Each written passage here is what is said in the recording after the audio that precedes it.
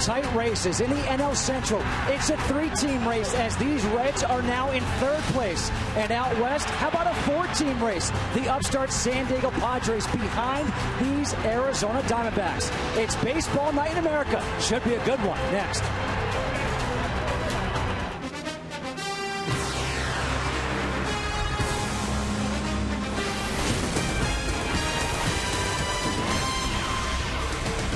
It is baseball night in America here on Fox. We come to you tonight from downtown Phoenix, where the Cincinnati Reds come to town and take on the Arizona Diamondbacks in Game 2 of this 3-game series. Well, these two teams, they are in the mix for the playoffs. Arizona in first place in the NL West with a 2.5-game lead over San Diego. The Reds 3.5 games behind the St. Louis Cardinals. And hello, everybody. Justin Kutcher alongside Bob Brenly. And Bob, when we see these two teams, the Reds and the D-backs, you think the story is the slugging first baseman, Joey Votto and Paul Goldschmidt, right? Well, that's a big part of the story, Justin, no question about that. But tonight the story is out there on that bump in the middle of the field. Two pitchers that didn't even figure to be in the rotations at the beginning of the season. Mike Leake, because of the ill-fated Aroldis Chapman to the rotation experiment, was on the verge of getting sent back to the minor leagues coming out of spring training.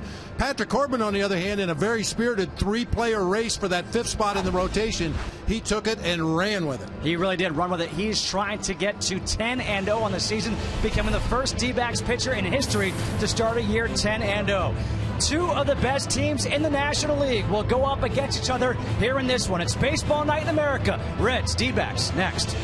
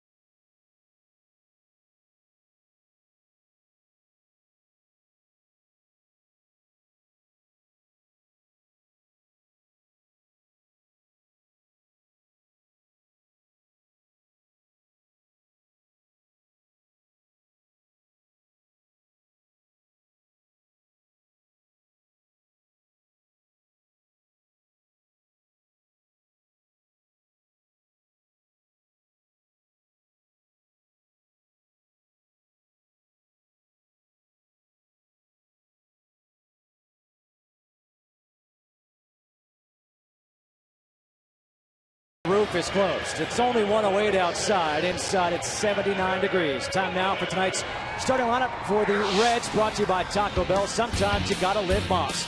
Derek Robinson will lead things off, followed by Shin Soo Choo.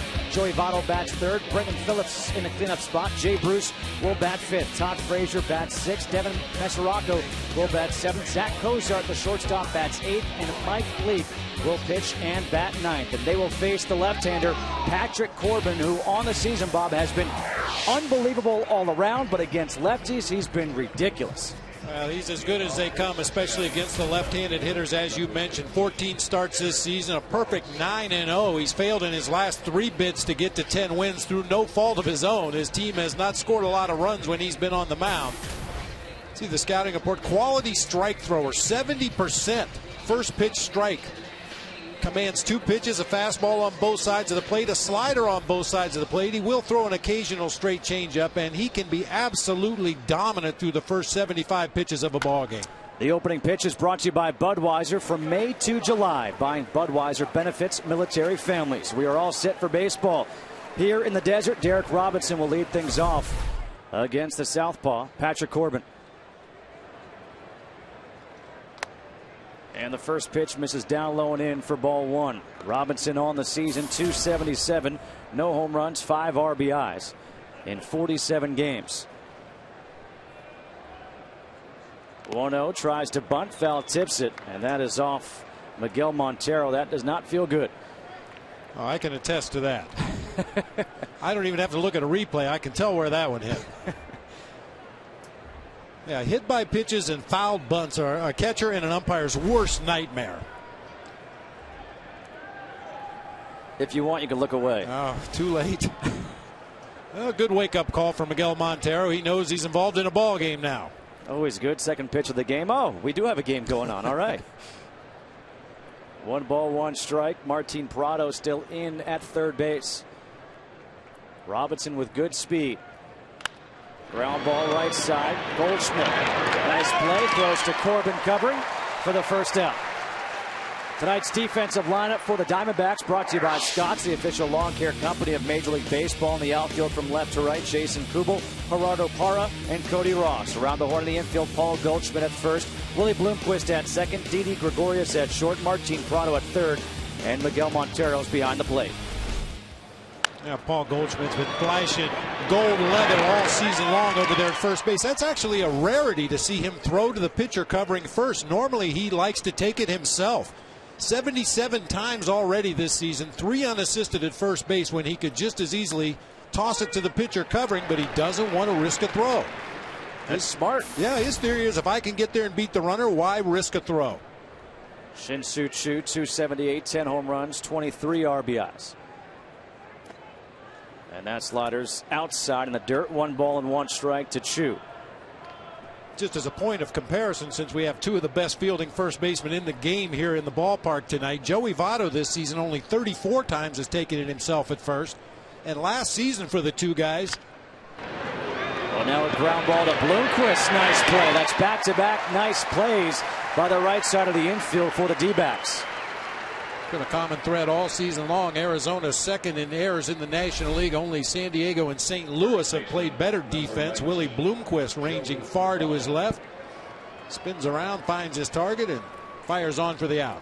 Any coincidence that San Diego, St. Louis, Arizona, all at least top 2 in their respective divisions? Well, I think there's something to be said for pitching and defense. This game tends to swing back and forth like a pendulum, and the days of 6 guys in your lineup hitting 30 home runs are long gone. So you better be able to pitch it, and you better be able to catch it. Well, this guy certainly can hit 30 home runs. Also can play defense. Joey Votto, 330 with those 13 homers and 37 RBIs. And this is a matchup with Choo, with Votto, with Jay Bruce that I'm looking forward to watching all game long as they face the young left-hander in Patrick Corbin. 1-1 slider, check swing. Did he go? The appeal to third base, and Jim Reynolds says he did not go, so 2-1. I think there's a misconception when a left-handed pitcher handles left-handed hitters very well that he throws a lot of breaking balls. And Patrick Corbin does have a good slider, but I think it's his willingness to throw that fastball inside. Mentioned he works both sides of the plate, commands his pitches on both sides of the plate, but really dominates those lefties. You don't want to ask for many days off during the season. This may be one of those if you're a lefty. Big swing on a 3-1 pitch, and he swung the fastball 3-2. Yeah, one of those nights where you sleep on your neck wrong, or the air conditioning tightened up your lower back. I'll tell you one thing we know for sure, though. Joey Votto is up for the challenge. Absolutely. This young man loves to hit and loves the challenge of facing one of the game's best. The 3-2. Up high, another check swing. He did not go. Ball 4.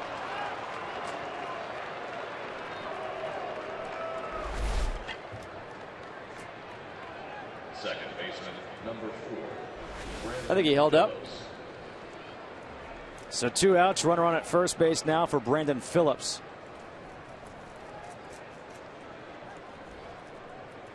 Phillips, a big RBI guy for this Reds team. 58 RBIs with those 10 home runs and .268 batting average. Speaking of a guy who can play defense, I think he's probably the best defensive second baseman in baseball. Well, some Cubs fans may argue that Darwin Barney, who stole the Gold Glove away from Brandon Phillips last year, is the preeminent fielder, but can't go wrong with either guy. Loop down the right field line. Bloomquist with a nice running catch. 3 good defensive plays in the inning by the right side of the infield. This time it's Willie Bloomquist going a long way to make the catch for the final out. No score at the end of a half inning.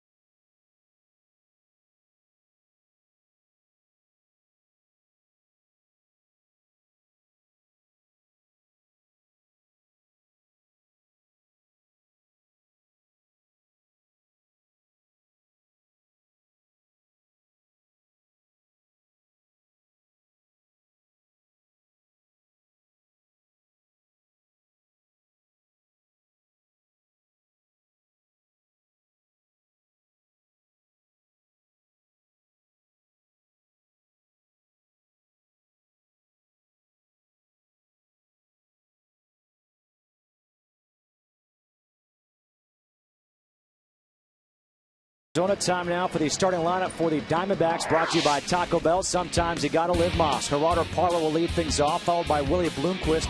Paul Goldschmidt in the 3-hole. Miguel Montero will clean things up. Cody Ross bats 5th. Jason Kubel will bat 6th. The bottom third of the order, Martin Prado, Didi Gregorius, and Patrick Corbin to face the right-hander Mike Leake on the season, 7-3 with a 2.64 ERA. And Dusty Baker told us he's been their best starting pitcher this year. And you can see by the 62 strikeouts against only 19 walks, he's a strike thrower, has a full arsenal of pitches at his availability out there on the mound. Dusty told us if he needs a strikeout, he's got that in his back pocket. If he's pitching to contact, he's got that pitch as well. Parra swings the first pitch, ground ball to Votto, and he'll take it to the back himself, say, here, take that, Bob Brenly. It wasn't that we didn't think Joey could do it. I mentioned a full arsenal of pitches. He'll sink his fastball, he'll cut it, he'll throw high four-seamers. He's been using a lot more of a big overhand curveball lately. As a slider, a changeup. Great feel for pitching. He watches how hitters react to his deliveries and then adds and subtracts. And he can swing that bat.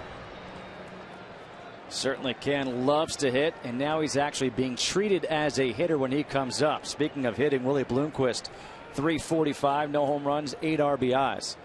And he takes the first pitch fastball in there for a strike. Bloomquist has really been hitting since he came off the DL. Good numbers against Cincinnati. Jam shot to second, 2 away as Brendan Phillips makes the catch. And tonight's defensive lineup for the Reds, brought to you by Scott's, the official lawn care company of Major League Baseball. Derek Robinson in left, Shin-Shu Chu in center, Jay Bruce in right, Joey Votto at first, Brendan Phillips at second, Zach Cozart plays short, Todd Frazier at third, and behind the plate is Devin Mesoraco. Two away now, and here comes Paul Goldschmidt, who had himself a nice night. And these fans, they better start getting those votes out there if they want Paul Goldschmidt as a starting first baseman for the National League.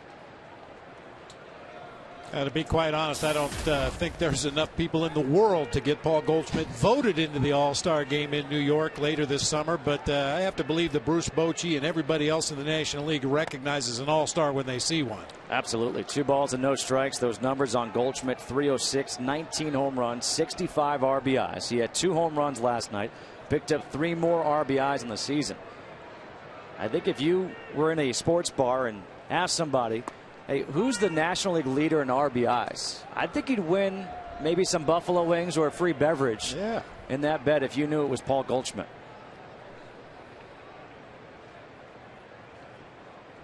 Breaking ball is in the dirt. 2 balls and 2 strikes. A little bit of a speed bump for Paul Goldschmidt starting about 3 weeks ago, right up until this last homestand here for the Diamondbacks. Teams just started to pitch him away. If they walk him, they walk him. They just didn't want to give him anything to hit. 3-1 in the air. Left center field off the end of the bat. Chu, a late break, comes in to make the catch, and that will do it.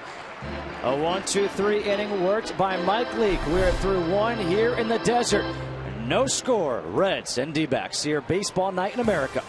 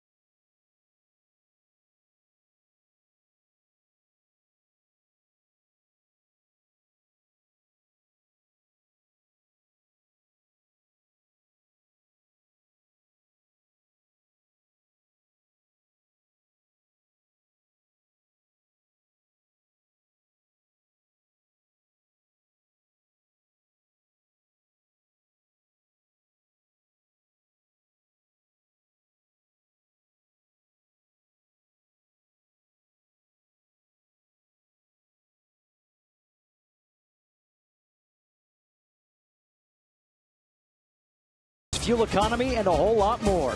And by Taco Bell, sometimes you gotta live Moss. Those are the cacti in the desert. Stay away from those. They will hurt you. No score as we go to the top half of the second. Time for tonight's 4 keys to the game. What do we have? Well, we mentioned Patrick Corbin's success against left-handed hitters. So with that in mind, the Reds' right-handed bats must show up tonight to help carry the load. And for the D-backs, they need to spread the wealth a little bit. We've documented Paul Goldschmidt, the amazing season he's having. Jason Kubel, Martin Prado, Didi Gregorius, all with big games yesterday. They need those guys to continue to bring some offense. Jay Bruce will lead things off here against Corbin. First pitch swinging. Fouls one down the left field line out of play. No balls and 1 strike. And Jay Bruce the last 3 days, well, it started on Wednesday against Jason Grilli.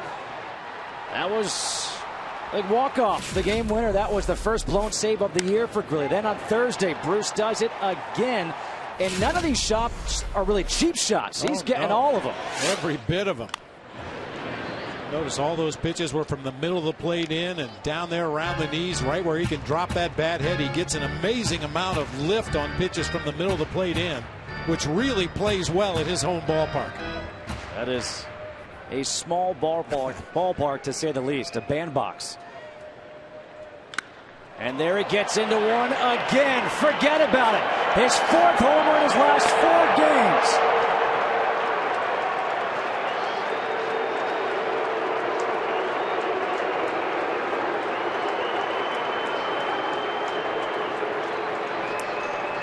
Just the 2nd home run that Corbin has allowed to a lefty this year. And that was crushed. You mentioned it. He doesn't hit any cheapies. That ball was absolutely torpedoed just to the right of straightaway center. That pitch is actually out over the plate, allowing Bruce to get the extension necessary to hit the ball this far. Todd Frazier, first pitch swinging, fouls it back.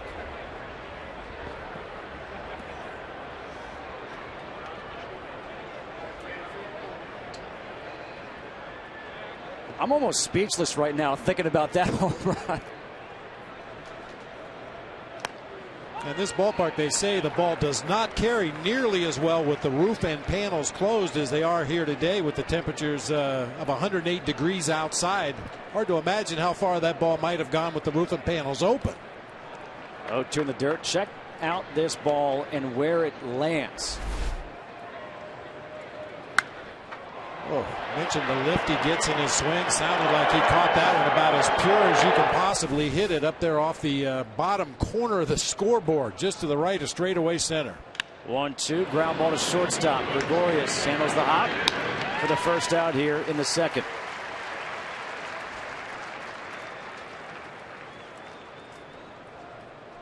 When you hit a ball like that, you should smile. For days. How about that? His last 6 hits, all home runs. Now with 17 on the year.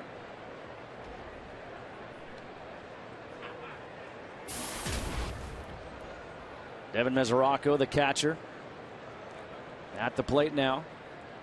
And he takes the first pitch down low for ball 1. Mesoraco has become essentially the personal catcher for Mike Leake. If Mike Leake is starting, Mesoraco is behind the plate. And veteran Ryan Hannigan doing the rest of the catching behind the plate for the Reds. Dusty Baker had a lot of very complimentary things to say about Devin Mesoraco before the ball game today. He said last year the game was a little bit too fast for him, which is certainly common for young guys coming up through the minor league system. But he said he has really settled in this year, paying much more attention in the advance meetings, and applying the things that you hear in that advance meeting to the pitchers that you're going to catch. 2 balls and a strike here to Mesoraco. Rolls one over third base, foul, and it's 2 balls and 2 strikes.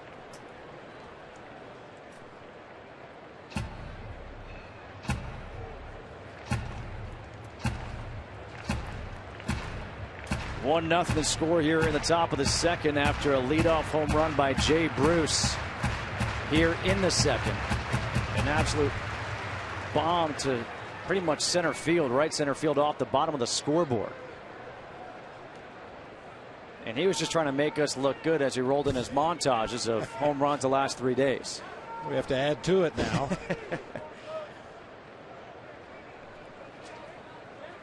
2-2, check swing, and now it's 3 balls and 2 strikes. You'll notice the slider from Patrick Corbin. Occasionally he will throw it to the back door to a right-hand hitter, meaning he's trying to hit that outside corner with it. Other times it'll sweep across the plate and hit toward that back foot. That's the one he's looking for, a swinging strike. Fouled back, stays 3-2. Now, did I hear this correctly, that you had an opportunity for a foul ball last night in the booth? It was an unexpected bounce. It was a very high pop-up that went straight down below the booth and hit the aisleway down there and actually bounced up into the booth. Caught me completely by surprise. The 3-2. Chopper to shortstop. Gregorius. And there are 2 outs. Next Saturday on Baseball Night in America, these Reds will head to Texas to take on the Rangers in an interleague matchup, where the red-hot Chris Davis and the Orioles host Robinson Cano and the Yankees. You could also see the Brewers and the Pirates, Cubs, Mariners, or Tigers and Rays. Baseball Night in America, presented by Ace Hardware, begins next Saturday at 7 p.m. Eastern, only on Fox. By the way, if it happens tonight, you will be ready. I better be. I'll be ready, too. I won't let you down. I was always told just protect the equipment. We can find another analyst. We don't want any of the monitors to go down. 1 ball, 1 strike here to Zach Cozart, 248, 7 home runs, and 29 RBIs.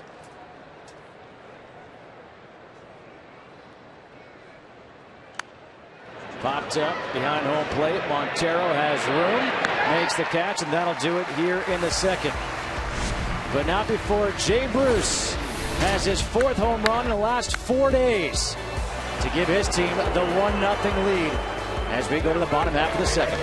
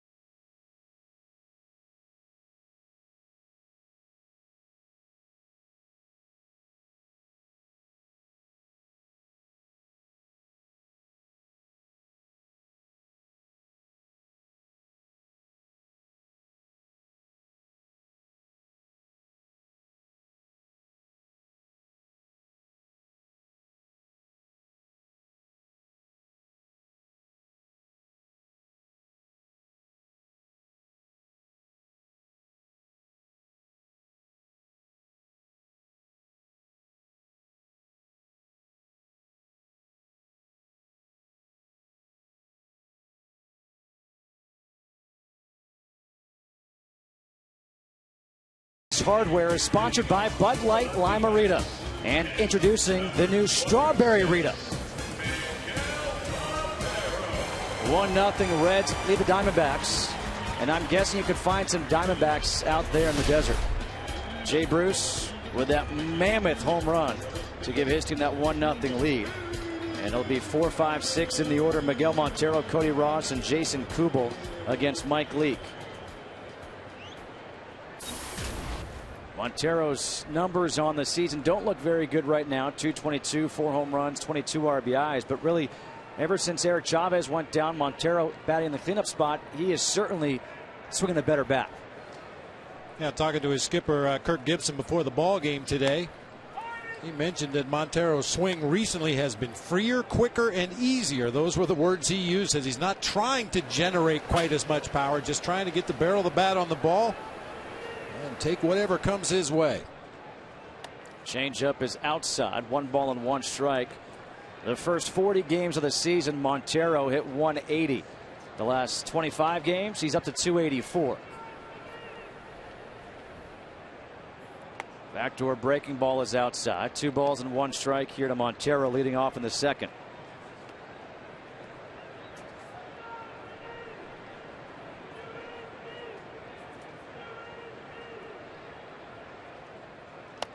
Two 1 is inside. Now 3 balls and a strike here to Montero.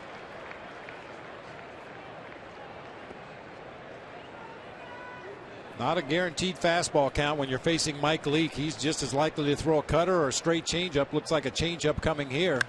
And Montero goes the other way, but right there is Derek Robinson for the first out. And time for our first game break of the day. Let's check in with Greg Amsinger.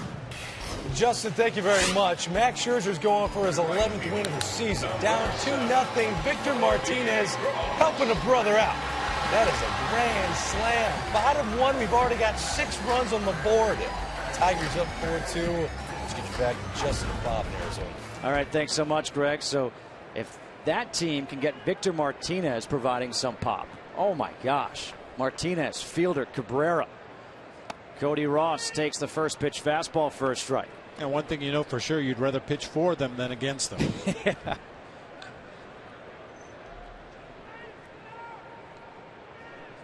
The 0-1 from Leake. Line to center field. Chu coming in, and quickly 2 up, 2 down here in the second. Mike Leake made his name at Arizona State. 2-time Pac-10 pitcher of the year. Yes, when he was there, it was still the Pac-10. Also could do some damage with the bat. But this guy was a stud for the Sun Devils. Time for the Own Your Space pitcher profile, brought to you by Avis. Look at that, one of 108 Arizona State players to appear in the major leagues. His only previous start here in Arizona was back on April 10th of 2011. Got a no decision, 4 2/3, 9 hits, 6 runs, 2 walks, 4 strikeouts. He has about 24 friends here at the ballpark tonight for this one. Breaking ball to Kubel is down low, so 1 ball and 1 strike. As manager Dusty Baker said, you could tell that Mike Leake was special his first big league spring training, when starting pitchers are allowed to leave after the 5th inning of a game, figuring that all the big leaguers are going to be out of the game by that point. Mike Leake did not leave. He stayed to the end of every spring training game, sat right next to Dusty Baker, asked a lot of questions, wanted to learn as much as he could, as quickly as he could. Really made an impression on Dusty and the coaching staff. Swing and a miss at the curveball. He made such a good impression that he never had to go to the minor leagues. He was drafted 8th overall in the 2009 draft, went to fall ball, went to spring training, made the opening day roster out of spring training. 1-2 is outside. 2 balls and 2 strikes. And Mike Leake quickly endeared himself to the clubhouse staff. He would stay around after the day's workout and help the guys hang the laundry. He'd help put duffel bags away, put the catcher's gear in the duffel bags. 2-2, pull to second base. There's Brandon Phillips. And back-to-back 1-2-3 innings worked by Mike Leake. We'll return to Phoenix after a word from your local Fox station.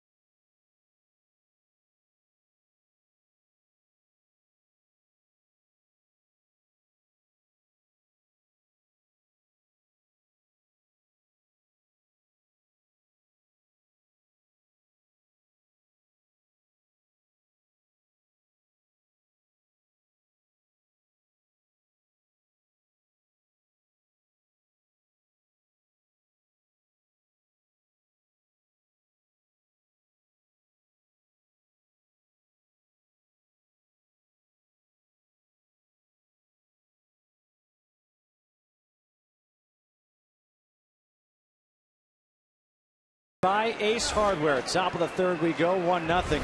Reds with the D-backs. Justin Kutcher alongside Bob Brenly will be 9-1-2 in the order. Mike Leake, Derek Robinson, and Shin-Soo Choo to face Patrick Corbin.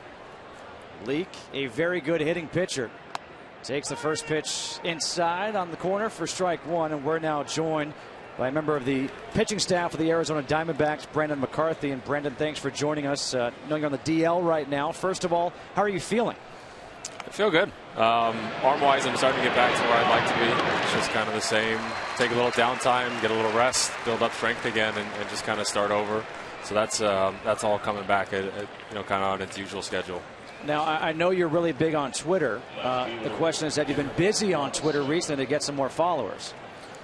No. The biggest thing to get followers is to go to the hospital and have brain surgery. That seems to be the magical. That one got me the most. I'm never going to get back to that level again. So well, let's hope not. Yeah, I mean that'd be good. I'll forfeit the followers for that. First pitch here to Derek Robinson, misses inside for ball one.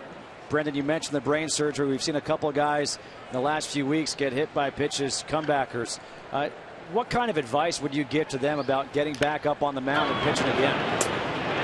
I think it would depend on how, what they actually went through. It's a little different. I was a little unlucky in that there was a little bit more damage, and extremely fortunate for those guys that they were kind of able to escape more serious injury. So I think mentally for them, I think it should be simple. I know I've heard comments from Alex already looking forward to getting back, and it doesn't surprise me at all. It's just your competitive nature wants to get back out there as soon as can, and as long as you're concussion free and you feel comfortable with it, then it's just do it as fast as you can. It's like ripping off a Band-Aid. Just get out there and do it. Brandon, I know Major League Baseball wants to try to do everything they can to protect not only the pitchers but all the players on the field. You don't want to see any kind of catastrophic injury. Have you talked to Major League Baseball about perhaps your situation and what you think they could do to maybe protect pitchers a little better? Yeah, there were a few representatives that came and spoke to me during the spring, and it's something that they've actually been somewhat proactive with, and or at least as far as they can. It's really just right now the limitations of the products that are available is really what's holding up the whole process. Is the products that have been made available don't hold up to testing, and then certainly wouldn't pass the testing of just kind of major league usage. Too heavy, too non-flexible. Those are all kind of issues, and then there's just been performance issues themselves. So it's been tough for MLB to get past. 1 ball, 2 strikes. The count here to Shin-Soo Choo with 2 away here in the third. We are speaking with Brandon McCarthy of the Arizona Diamondbacks, and we're watching Patrick Corbin on the hill. He's off to a great start. What have you seen from him this year and what he's doing? He works fast. He throws. His fastball can live by itself, but the slider is too good. Yeah, well, he works too fast. We don't have time to talk to you. Thanks for joining us, Brendan. Appreciate it. Thank you, guys. I appreciate it.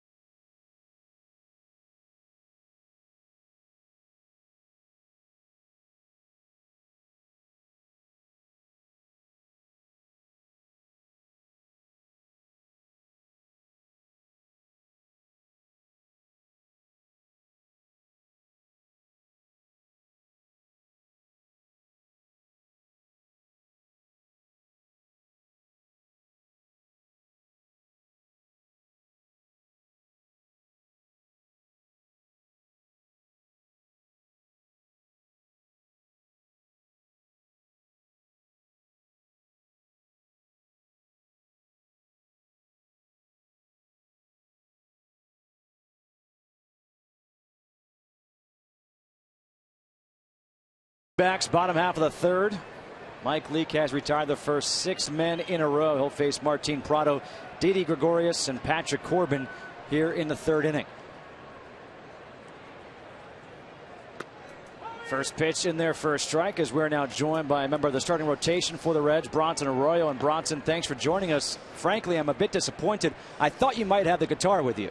Yeah, I wish I could have that thing down here in the dugout. I think you need 25 years in the game to be able to do that. And I don't have that yet. Nice play there by Todd Frazier for the first out here of the inning. And on a serious note, as far as you're concerned and this team is concerned, off to a good start, 6-5, a 3.13 ERA this year.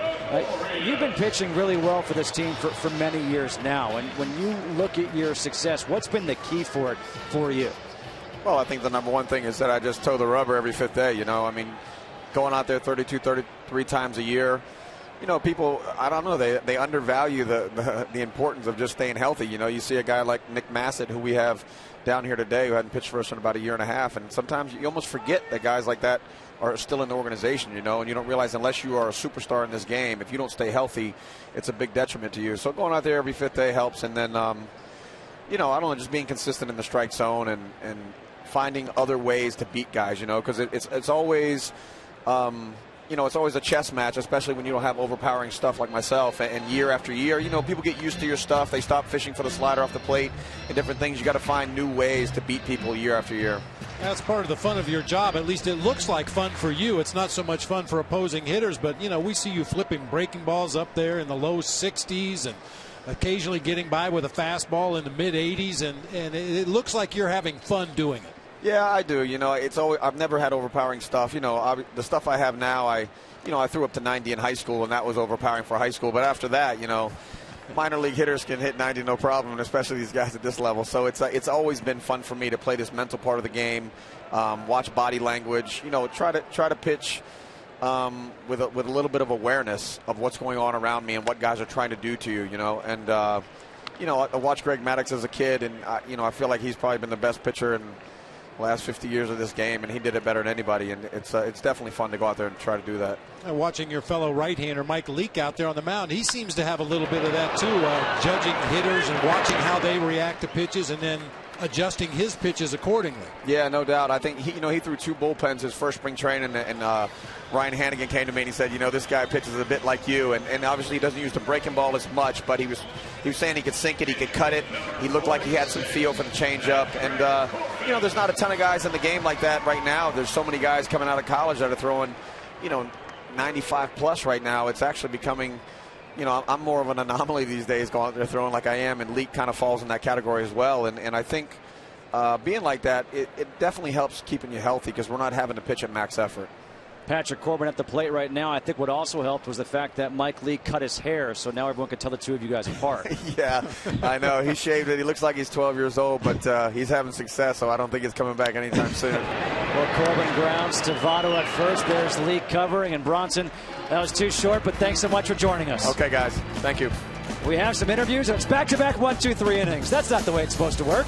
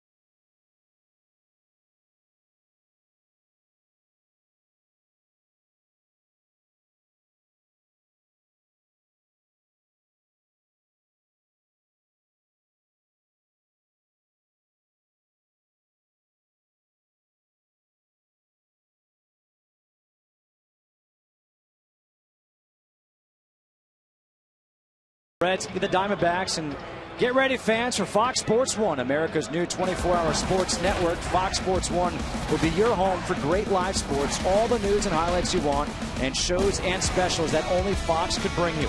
America's new sports network is Fox Sports 1, and it's coming August 17th.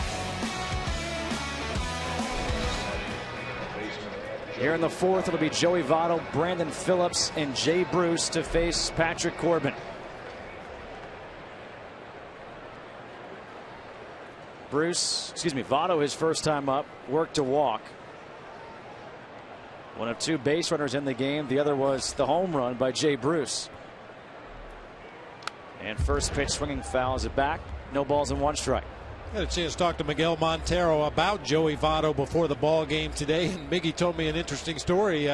When he got on base in the ball game last night, Joey was speaking to him in Spanish. Wow. Joey Votto trying to learn Spanish so he can better communicate with his teammates. So he told Miguel Montero, only Espanol. And then they started a conversation, and Joey Votto said, how long have we known each other? And Miguel said, we actually played against each other back in 2003 in low A ball. Joey Votto was playing for the Billings Reds, and Miguel Montero playing for Missoula. Votto hit .317 that year. Montero hit .301, and they've been hooking up against each other ever since. Wow. 1-2 slider. Ground ball to second base. Bloomquist. One away. Time for a game break. Let's check in with Greg Amsinger. Thank you very much. Extra innings by the Bay. Hector Sanchez up, bases loaded. This blooper makes him a hero on this afternoon. In 11 innings, the Giants finally beat the Marlins 2-1. This is the first time they beat him at home in the last 10 tries. They're now 2.5 games back of the D-backs in the West. Justin, Bob, back to you in Arizona. Wow, how about this race in the West? 3.5 games separating the top 4 teams. Well, we've got a few races in baseball that are really close right now. I think the big surprise in the National League West is how poorly the Dodgers have done up to this point. Phillips grounding out to first, and there's Goldschmidt. Again, taking it himself. But that being said, if the Dodgers get everybody back healthy and do what they're capable of doing, everybody's going to be involved in a pennant race. Do you honestly think they could make a run at it? It's way too early in the season to eliminate anybody, and with the talent they have assembled down there in L.A., I don't know what the spark is going to be. A lot of people thought it was going to be the brawl that they had with the Diamondbacks a week or so ago, but there's too many talented players on that Dodger team to believe that at some point they're not going to make a run.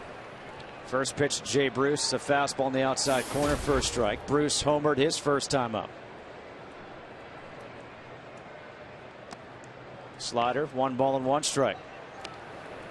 Kirk Gibson needs one more win to tie Buck Showalter for third place in franchise history for wins. And look who's there at number 2. Yeah.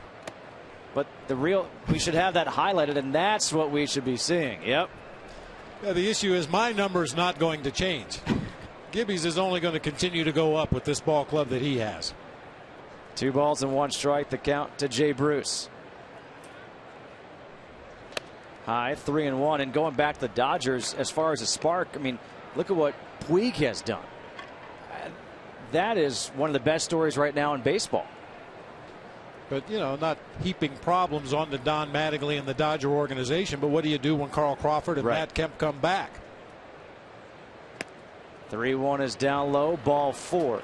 So a 2-out walk issued to Bruce. Nice problem to have. Too many good players. Too many good players, all of them with pretty big contracts. Yeah. You got Crawford, a big contract they took on from the Red Sox. Matt Kemp signed that big $160 million contract a few years ago. And Andre Ethier, an Arizona State guy, he has a big contract as well. So 2 outs, runner on first, and Todd Frazier at the plate.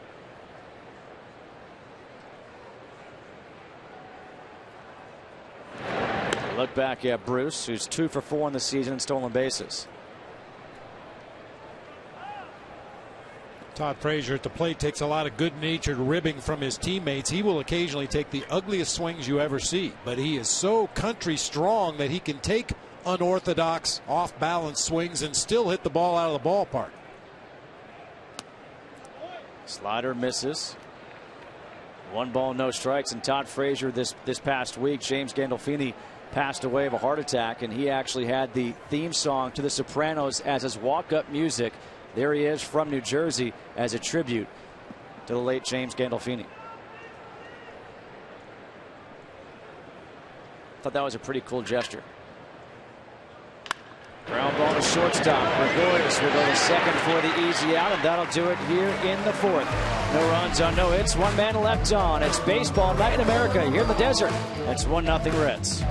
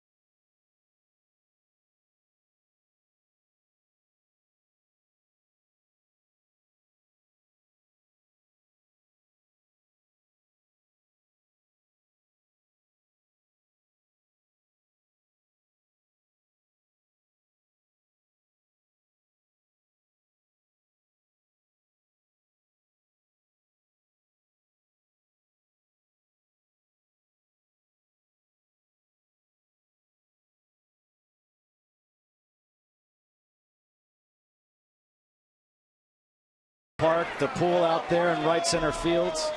I've always wanted to go swimming out there. They did some work on it too a few years ago. I think back in like 2008, 2009. Oh, I've been in. That's the perk of being the World Series champion manager. I'll tell you, it is a great place to watch the ball game. Completely different perspective, obviously. If you like to watch outfield play and the jumps that outfielders get on the ball and their throws back to the infield, it's a great venue out there. Gerardo Parra takes the first pitch outside for ball 1. Parra grounded out to first base his first time up. You look at the numbers he's putting up and the defense he plays in the outfield. 1-0 changeup is in there. 1 ball and 1 strike. And I think he's one of the most underrated players in all of baseball. How underrated, you might ask? He's not even on the All-Star ballot. He was projected to be the 4th outfielder for the Diamondbacks this year. Ground ball to shortstop. Cozart in perfect position. 1 away. Adam Eaton was supposed to be the everyday center fielder with Jason Kubel and Cody Ross flanking him on the corner spots, and Gerardo Parra was going to be the guy we have to find a way to get 300 at bats. But because of the injury to Adam Eaton in spring training, injuries to Cody Ross and Jason Kubel, Parra found himself playing every day, filling that leadoff role with the team, and has done an outstanding job. Only the Cardinals have scored more runs out of the leadoff spot in their lineup than the Diamondbacks. So 1 away now for Willie Bloomquist. And there is Eaton. Bloomquist in the air to left field. Sounded like a broken bat. Robinson took a step back. Now comes in. There are 2 outs. Well, we talk about one underrated player. Here's another one, Paul Goldschmidt. And you're going to look at these numbers and say, how is this guy underrated? But what he means to this team is remarkable. Look at his numbers in the wins versus the losses. 22% of the RBIs for the Diamondbacks this year, the highest percentage in the major leagues. and really has done it without what you would call protection in the lineup. Eric Chavez had a real nice run for a while before he was injured, went to the disabled list. Miguel Montero has recently started to heat up, but it's been a one-man band as far as driving in runs in that middle of the lineup. Supportive fans here in Arizona. 1 ball, no strikes to Goldschmidt, who flew out to left field his first time up. Missing outside with a fastball. 2 balls and no strikes. Kirk Gibson had some great things to say about his first baseman. Said you can't confuse him.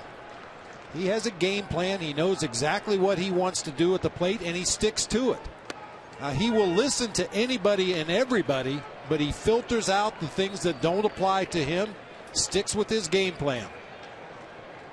That's a very impressive trait for a young player. 2-1 going the other way. Jay Bruce retreats to make the catch.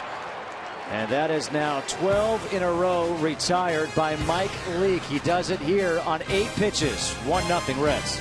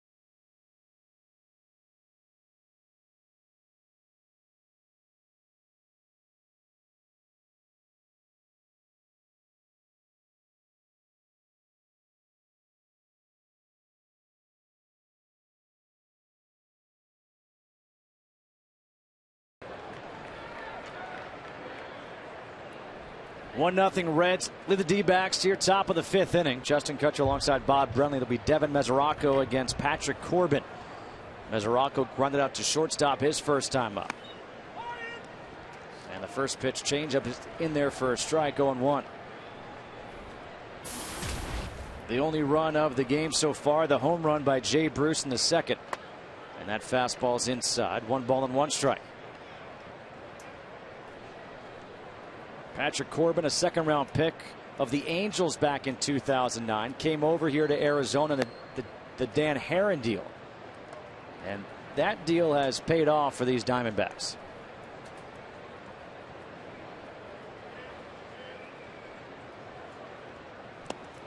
Two-1 is down low. Now 3 balls and 1 strike. And we heard Brandon McCarthy talk about it when we interviewed him a couple of innings ago. Patrick Corbin likes to work quickly out there on the mound. It's Miguel Montero's job behind the plate to slow him down if he feels like he's working too quickly. 3-1. Bounce to third. Difficult play. Nice play by Cron at the long throw across for the first out. Let's check in with Greg Amsterdam for a game break. Hey guys, watch this. Carlos Quentin at the plate. First time he's faced Greinke since he charged the mound, fractured Greinke's collarbone on April 11th. Some revenge for the right-hander. Greinke gets it with a punch out. Justin, Bob, back. All right, so a strikeout there. Greinke going fastball low and outside. For some reason, I don't think that's over. Well, Carlos Quentin has a propensity to get hit by pitch anyway, but I think he feels that Greinke has taken it to an extreme. He's hit him, I think, 4 times in his career. And for a guy who is noted for his control and command, to hit one guy 4 times, Carlos Quentin decided he'd had enough of that. Did you ever charge the mound as a hitter? Nobody ever threw at me. You don't throw at the easy outs. Kozar ground ball to third. This one's easier for Prado. Quickly 2 away.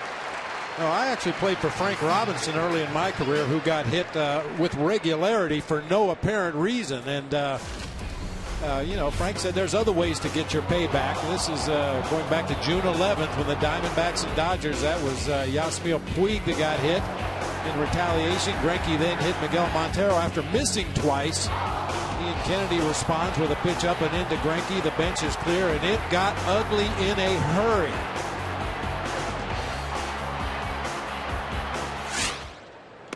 A lot of punches were thrown, a lot of words exchanged, a lot of suspensions handed down. Ian Kennedy began serving his 10-game suspension this week. Eric Hinsky still appealing his 5 games. Of course, the managers both received a game suspension because warnings had been issued.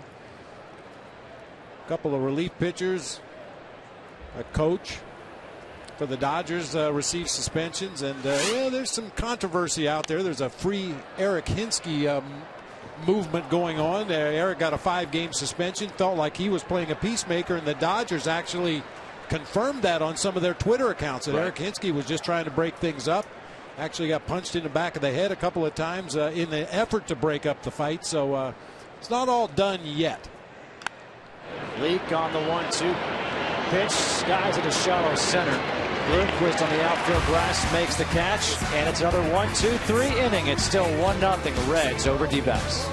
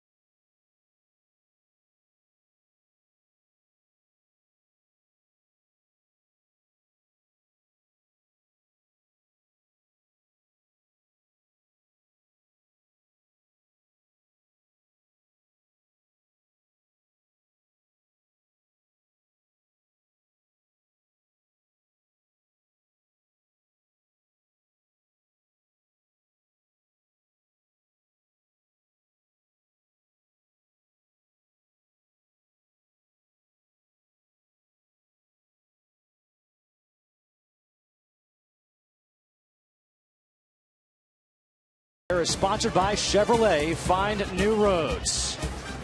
Beautiful scenery here in Arizona.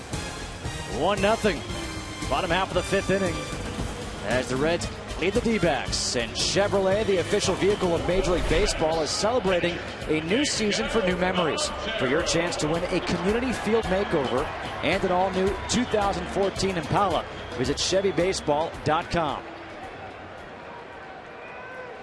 Here in the 5th, Miguel Montero, Cody Ross, and Jason Kubel, as Mike Leake has retired the first 12 men that he has faced in this ballgame. having thrown just 37 pitches through 4 innings. Backdoor breaking ball misses outside for ball 1. Montero, his first time up, lined out to left field.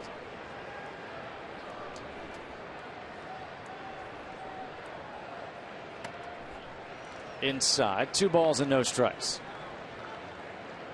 You know what I like about Mike Leake? The way he wears his uniform. Socks pulled up high, little baggy. He's got some style, some flair. Fouled away, 2-1. I asked him, why'd you cut the hair? He said, I did it in spring training, and I've been a rebel for a long time because growing up, they used to say, oh, you have to have your hair cut, have to have your hair short. So finally I said, forget it. I'm going to let it grow long. Then he said, I guess it's about time. 2-1 is popped up, shallow left, long run for Robinson. Now he pulls up to make the catch for the first out. You put up numbers like that, you can have a ponytail out there on the mound. It doesn't make any difference. You get guys out, managers don't really care too much about your hairstyle or your uniform choice. 1 away now for Cody Ross. Look at these pitches by inning for Mike Leake. No batter for the Diamondbacks has seen more than 5 pitches from the Reds right-hander, and 7 batters have seen 3 pitches or fewer. First pitch breaking ball and their first strike. Ross lined out to center field his first time up.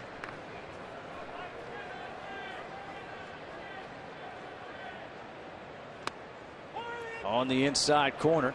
Took something off it. Wasn't quite his changeup, a little bit faster than his changeup, but definitely not his fastball. We mentioned it earlier. He just invents things out there depending on what he sees the hitter do in that batter's box. If he thinks he needs to take a little bit more off of a pitch or add a little bit more to his fastball, he'll do that. 0-2 is outside and high. 1 ball and 2 strikes. His last 7 starts since May the 15th, 5-1 with a 1.15 ERA. The 1-2. Pop foul out of play. Stays 1 ball and 2 strikes.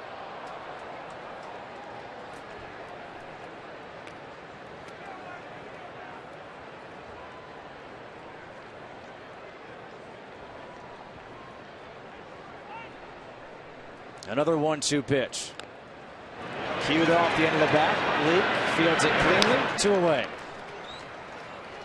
The Fox Sports 1 fan cam caught fans here at the ballpark who are very excited about Fox Sports 1, America's new sports network, coming this August 17th.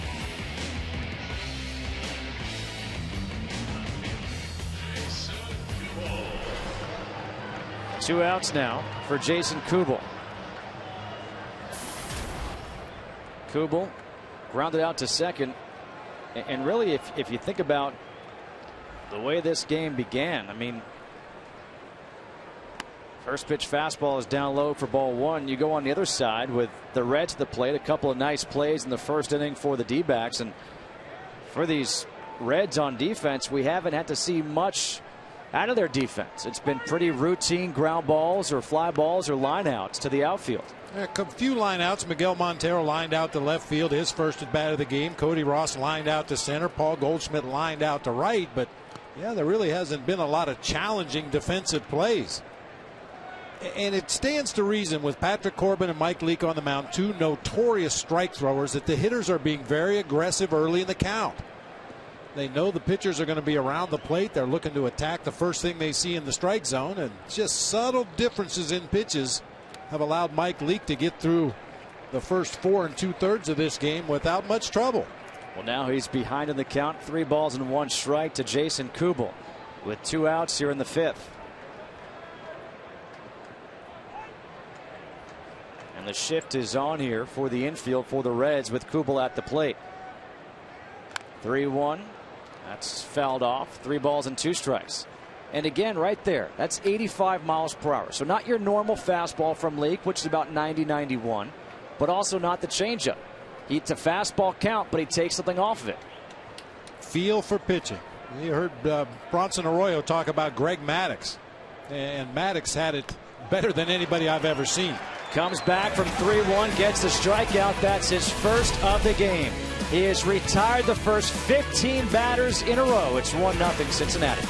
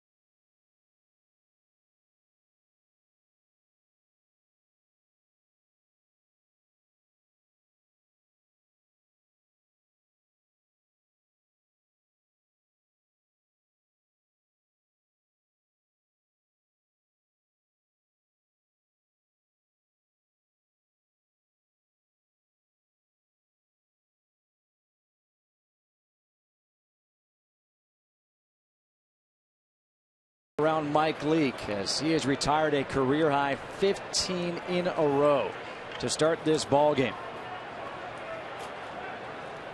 It'll be the top of the order here in the sixth. Derek Robinson, Shin-Soo Choo, and Joey Votto against Patrick Corbin. Robinson pushed the bunt towards the first base side. Corbin, nice play. He is certainly an athlete, a dual sport athlete at Chipola Junior College, basketball and baseball, and he just showed off his athleticism right there. He has a tendency to fall a little bit to that third base side of the mound, but recovered nicely this time. The backhanded play and shovel on to Goldschmidt just in time to get the speedy Derek Robinson, who really motors down that first baseline. Got him by half a step. A couple things I really liked on that play. One, the defense by Corbin to get off the mound. But two, also the ability by Robinson to push the bunt. Seems like we don't see that very often anymore as Choo fouls one back, and hopefully everyone is all right. Now, when you run as fast as Derek Robinson, you should work on bunting both directions. This guy can really fly.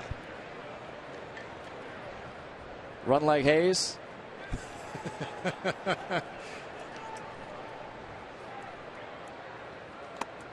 Outside, 1-1 to Choo. Well, this is especially effective against the left-handed pitcher. You saw Corbin with just that little bit of a stutter step toward third base as he finished his delivery, but good enough athlete to recover in time to get the out at first base. Some left-handers don't get over there quite that quickly.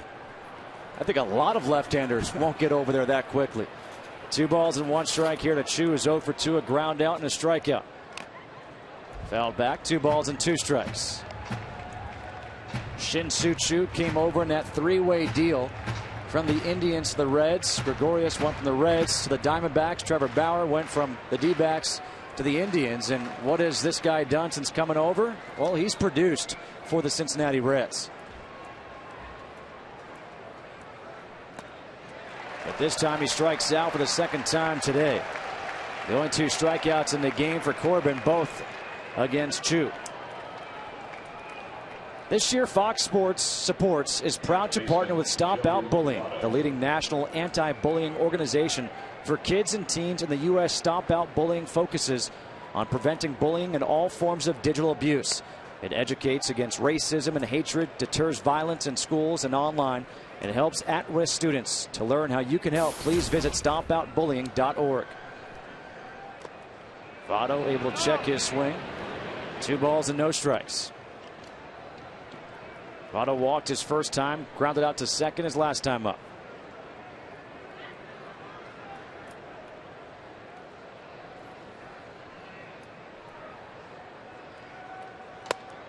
Up high, now 3-0. If you're a fan, if you're a defensive player, you have to love the way that Patrick Corbin and Mike Leake work. Quick, they throw strikes. Balls are put in play. I think for both pitchers, the fact is they throw quality strikes. Rarely do they make mistakes over the middle of the plate. And you're going to get a lot of contact. You're going to get a lot of weak contact. And as a defender behind these two guys, you know you're going to be busy and you need to be on your toes. That's the 3rd walk of the game issued by Corbin. And now Brendan Phillips will walk to the plate. Phillips is 0 for 2. A pop out to second base and a nice play by Willie Bloomquist his first time up, and then a ground out to first.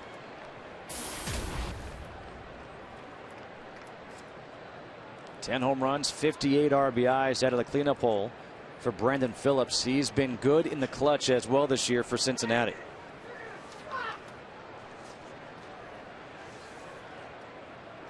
First pitch fastball on the outside corner for a strike. Phillips has 24 go-ahead RBIs on the year, 13 game-winning RBIs.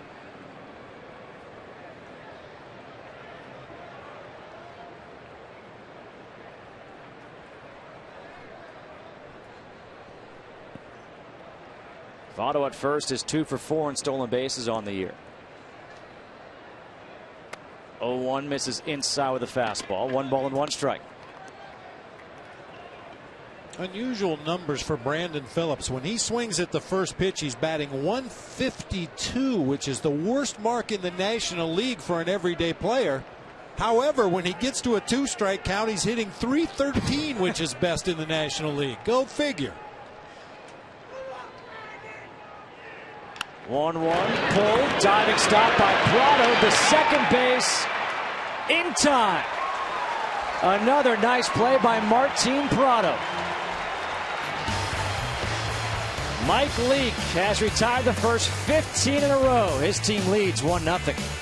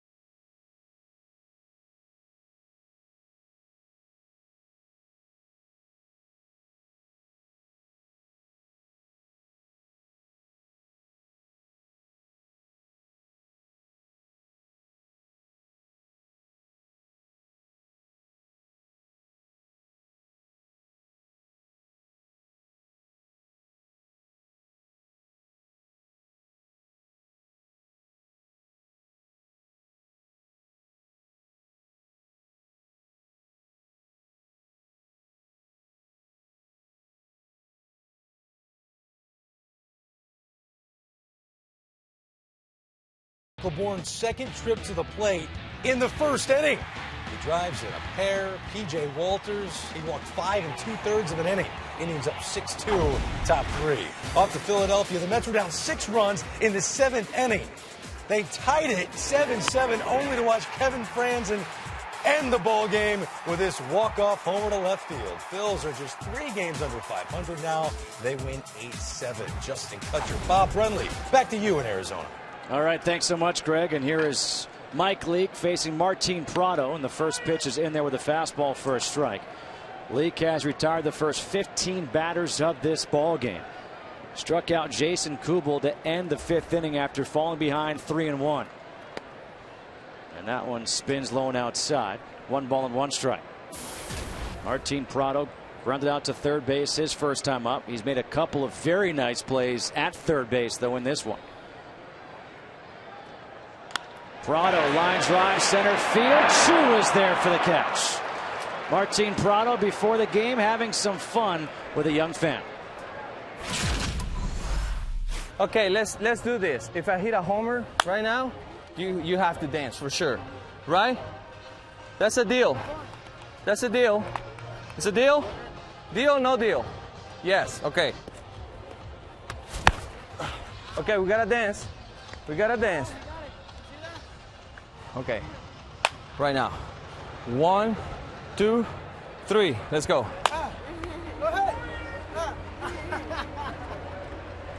I hit a homer. That is Martin Prado with Amari from the Miracle League of Arizona, and that was awesome. A lot of fun. I love to see ball players interact with young kids like that, and realizing that it is a game and the smile they can put on these young kids' faces. Martin Prado is that way every day. He's one of those guys that any day he gets to put on a uniform is a good day. He really loves coming to the ballpark and has really settled in here with the Diamondbacks. Gregorius, the check swing, stays no balls and 2 strikes. Martin Prado, that line drive. And Chu out there in center field. You can see he was coming in. Then, okay, let me hold up right here. So 0-2 the count now to Gregorius. Breaking ball in the air, right field. Jay Bruce comes in, and there are 2 outs.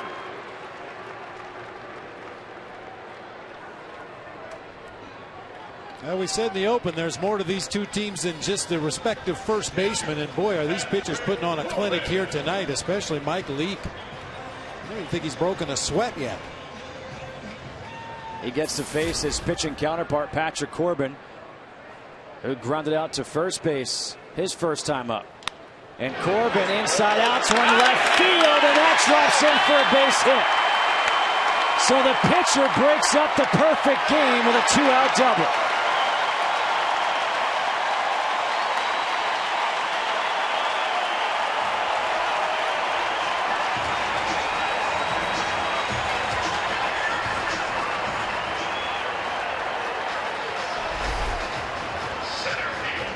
Patrick Corbin was hitting a robust .097 going into play tonight, but a little floater just inside that third baseline. Derek Robinson had some issues out there and left. An unnecessary headfirst slide that time by Patrick Corbin.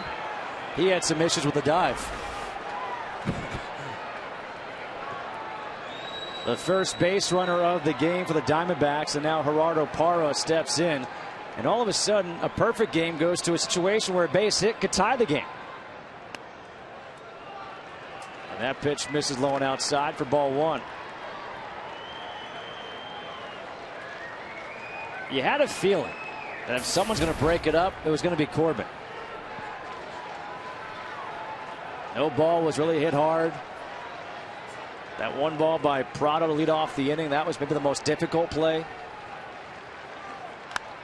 And now in the air to right center field, going back is Bruce. Chu looks up, gone.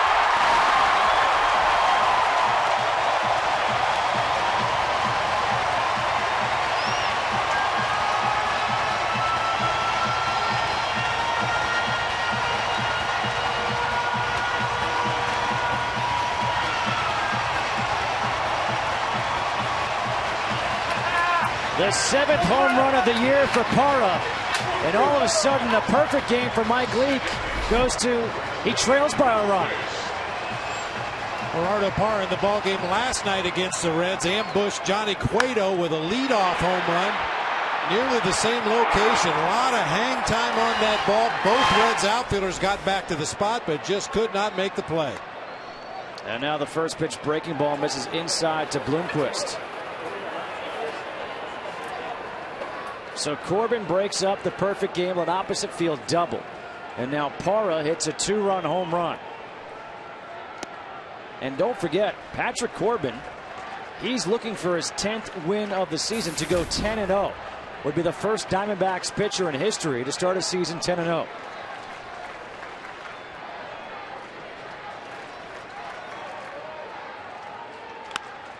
Sharp ground ball to shortstop. Kozar there to make the play, and that will do it.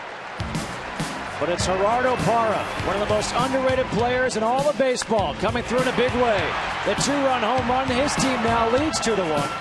And we'll return to Phoenix after a word from your local Fox station.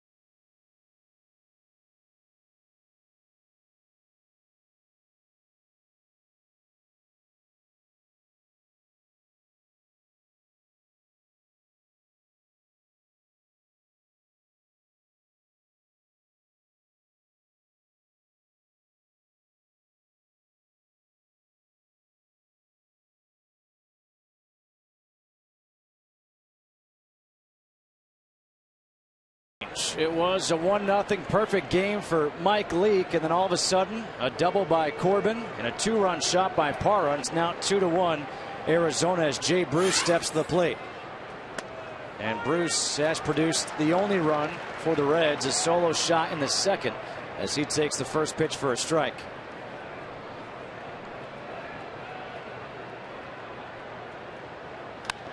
Going the other way now. That'll slice out of play. No balls and 2 strikes. This was back in the second, and just listen to it.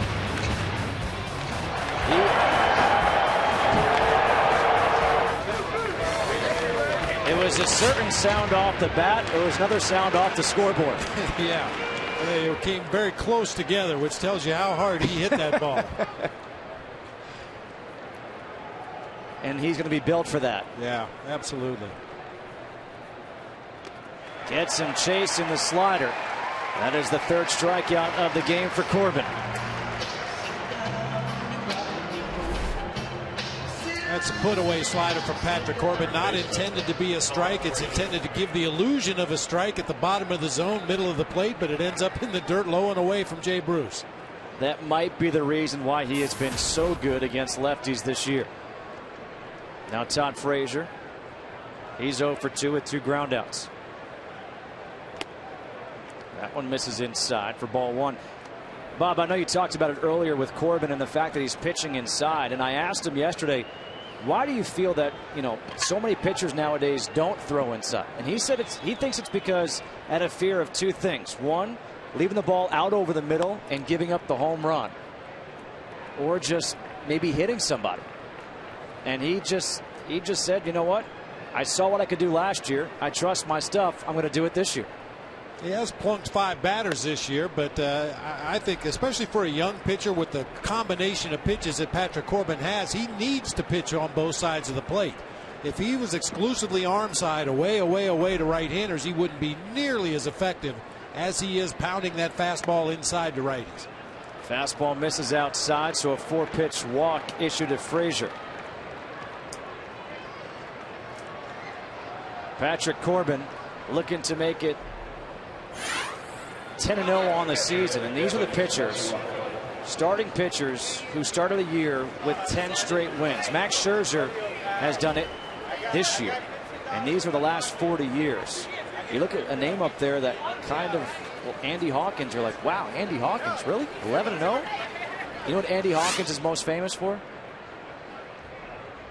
I can't wait to hear it. As the first pitch to Mesoraco misses. Throwing a no-hitter against the Chicago White Sox at Old Comiskey Park when he lost 4-0.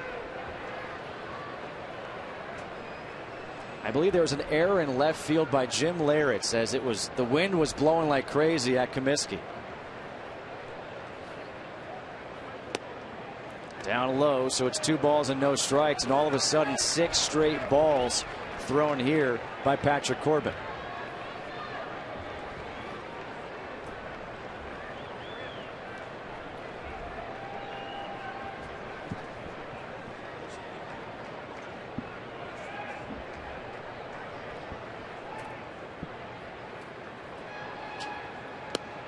Seven balls in a row thrown by Corbin. And as a catcher, Bob, you are a catcher. Is this a time to go out and try to settle things down, or let them just work through it? Well, I think Miguel Montero knows a lot better than I do, but we talked about it in the open of the show. 75 pitches. He could be dominant through 75 pitches, which we've certainly seen here tonight. But after 75, the command tends to leave him a little bit, as he's shown here in this inning. And now it looks like the bullpen may start warming up there for Arizona. There's a strike, 3-1. And we talked about the pace that Patrick Corbin likes to work in very quickly out there on the mound. And now's the time you may have to slow him down just a little bit, if for no other reason to give Brad Ziegler some time to get loose. Brad Ziegler starting to warm up out there.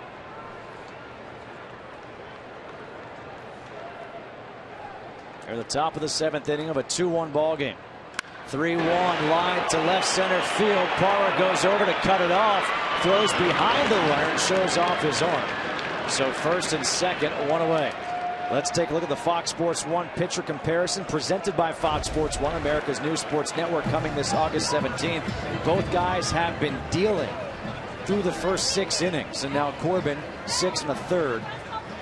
And now he's going to get a visit to the mound from the pitching coach, Charles Nagy. Definitely some stalling tactics here by Charles Nagy, as we mentioned, to give Brad Ziegler an opportunity to get loose. Brad Ziegler is the relief pitcher that Kirk Gibson goes to when there's traffic on the bases. Throws a lot of ground balls, gets a lot of double plays. I'm sure he'd like to see Patrick Corbin get out of this jam himself. And it's going to be a tough decision for Dusty Baker with Mike Leake's spot due up after Zach Cozart right here. As good as Leake has been, if you've got an opportunity to score some runs, you may have to pull the trigger on a pinch hitter, even though Leake has been used as a pinch hitter 6 times in his career. No sign of a pinch hitter there. Mike Leake pops out of that first base dugout, ready to take his at bat. I think if Dusty tries to pull him for a pinch hitter, he'll say, "Didn't you see the game on Fox right now? They showed a picture of me hitting at Arizona State." First pitch fastball misses inside to Cozart. And it's 1 ball and no strikes. Cozart 0 for 2. Fouled out to Montero his first time up. Grounded out to third base his last time up. First and second, 1 out here in the 7th. 1 ball and 1 strike.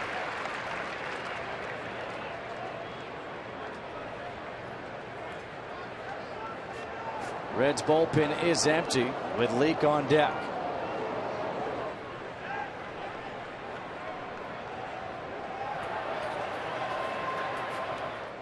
The 1-1 from Corbin.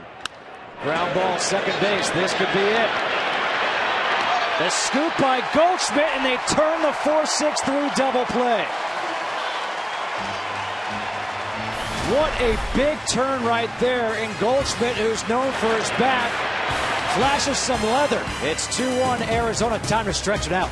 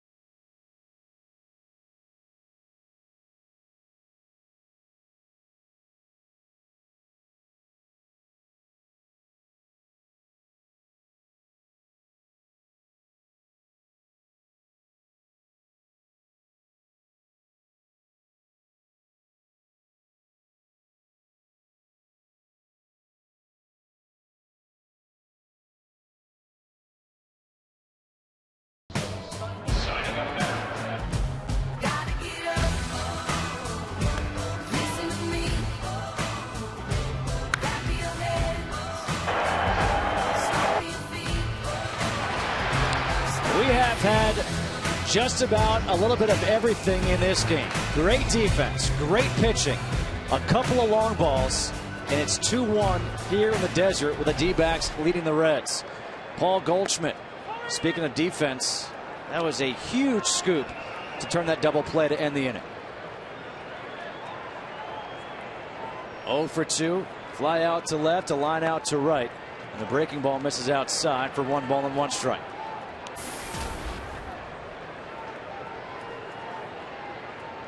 I'm happy we focused on the pitchers in the open. We had our crystal ball working this afternoon. 2 balls and a strike to Goldschmidt.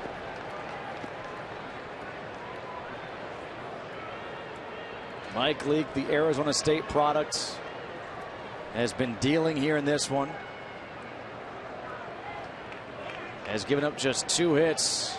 Both of them came in the 6th inning to successive batters. Patrick Corbin the double, then Gerardo Parra the 2-run homer, and his team trails 2-1 now. 2-1 is pulled foul. 2 balls and 2 strikes.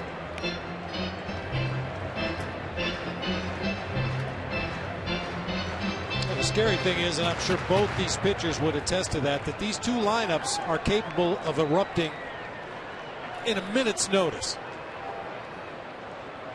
Leaks 2-2. Up high with the fastball. Now 3 balls and 2 strikes. Corbin trying to go to 10-0 on the season. He has had 3 straight no decisions. The payoff pitch. Q to the right side. Phillips. Vano gets back the bag. 1 away. Today's telecast is sponsored by MasterCard, preferred card of Major League Baseball since 1997, and by Bud Light, Lime-A-Rita, and introducing new Strawberry Rita.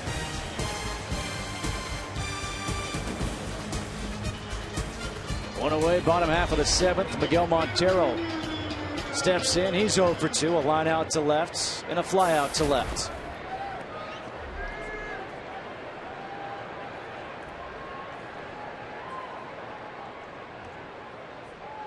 Breaking ball, pull to second. Easy play for Phillips, 2 away. Go to MLBFanCave.com and pledge your NL or AL allegiance. Don't miss the action of the 2013 All-Star Game Tuesday, July 16th at 7:30 p.m. Eastern, 4:30 p.m. Pacific, only on Fox.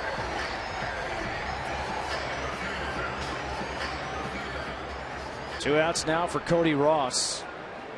Like many of his teammates, 0 for 2. A line out to center, a ground out back to the pitcher. You know, it's funny. A lot of people always ask me, who do you want to win? And I say, I don't care who wins. I want a good game. We have got ourselves a very good game. And oftentimes I'd say I'd rather see a pitcher's duel than a slugfest. We're getting a little bit of both here today. The pitchers have been outstanding on both sides. And there's been a little bit of slugging. Jay Bruce early, Gerardo Parra lately. Line drive inside the line, down the left field line for Ross. He will head into second base and beat it for a 2-out double. The 9th double of the year for Cody Ross. And the D-backs have a man in scoring position with 2 outs. Cody Ross has been looking to get that bat started all season long. On the last road trip through San Diego and Los Angeles, he started to have better at bats, make better contact. His outs were hit harder, and now finds that gap down the left field line for a 2-out double here in the 7th. 75 pitches for Mike Leake. And Jason Kubel at the plate now, who's 0 for 2. He struck out his last time up, the only strikeout of the game for Leake. And they're going to intentionally walk Jason Kubel here to face Martin Prado.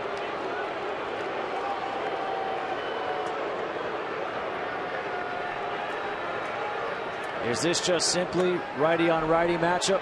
I think that's exactly what it is. Martin Prado's numbers are not anywhere near what he hoped they would be at this point of the season. Still a very dangerous hitter, but yeah, this is just getting a righty on righty matchup with 2 outs in the inning. Sets up a force at any base on the infield.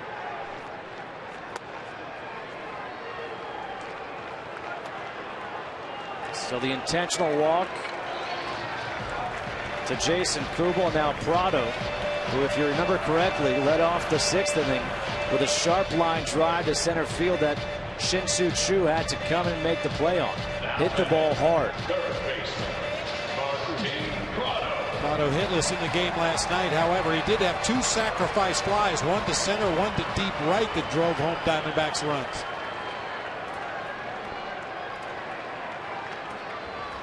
Over 2 of that line out and a ground out.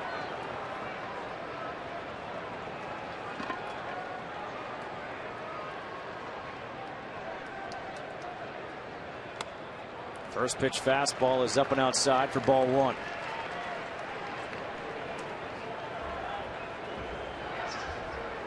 A chance here for the Diamondbacks to create some breathing room. After trailing 1-0 for most of this game, jumped ahead 2-1 in the 6th and a 2-run homer by Parra. 1-0 breaking ball in on the inside corner, 1-1. Well, even though he got the called strike there, you start to watch where Mike Leake is missing the strike zone. Earlier in the ball game, if he missed his spot, he was always missing in his fade, either farther down or farther away from the hitter. Left that breaking ball up over the inside part of the plate. Starting to make some mistakes up in the zone. 1-1 ground ball. Frazier at third, goes to second for the force out, and the intentional walk pays off for the Reds. It is a 2-1 ball game through 7. Patrick Corbin, trying to go 10-0 on the season, will take the hill in the 8th.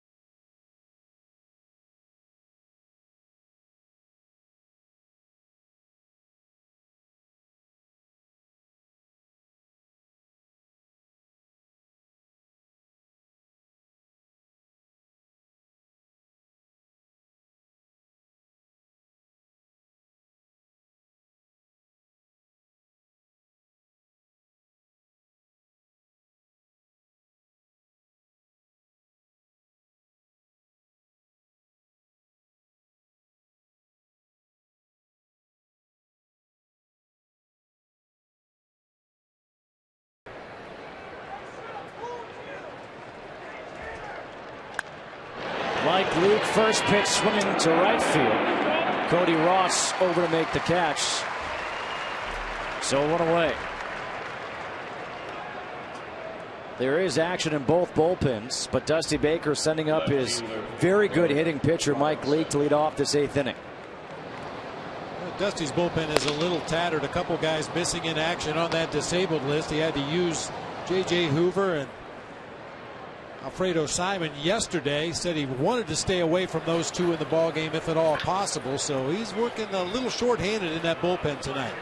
Just saw David Hernandez warming up in the bullpen for the D-backs.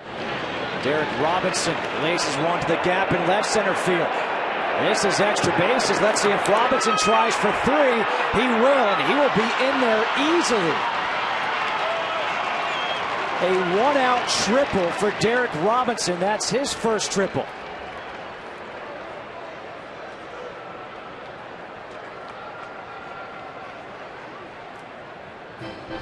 We talked about his speed and his bunt attempt in his last at bat. Got a slider down and in and found that gap in left center field.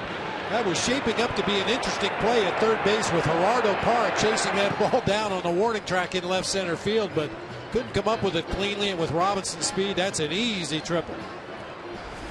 So now a man on at third base, 1 out in a 1-run game. And Shin-Soo Choo at the plate. The infield will be brought in here.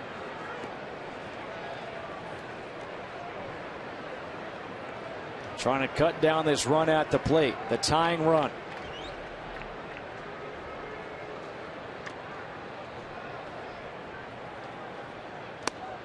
And the first pitch fastball is in there for a strike. Choo is 0 for 3 with 2 strikeouts. Struck out looking in the 3rd, struck out swinging in the 6th.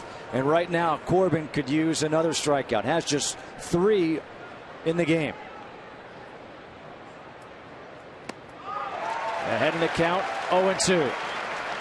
Now we mentioned the possibility of a play at third base. Parra, in his haste to pick that ball up and get it back into the infield, fanned on it the first time. By the time he fans on it a second time, by the time he picks it up, no chance to get a play on Robinson at third base. The 0-2. Got him swinging. A huge strikeout for Patrick Corbin. And that's 3 Ks on the night here for Shin-Soo Choo. First baseman, Joey Votto. Choo even trying to spread his stance out a little bit, eliminate his stride, just use his hands and put the ball in play. And even with that, swings over the top of the Patrick Corbin slider. And now you've got to deal with Joey Votto, who's 0 for 1, has walked twice.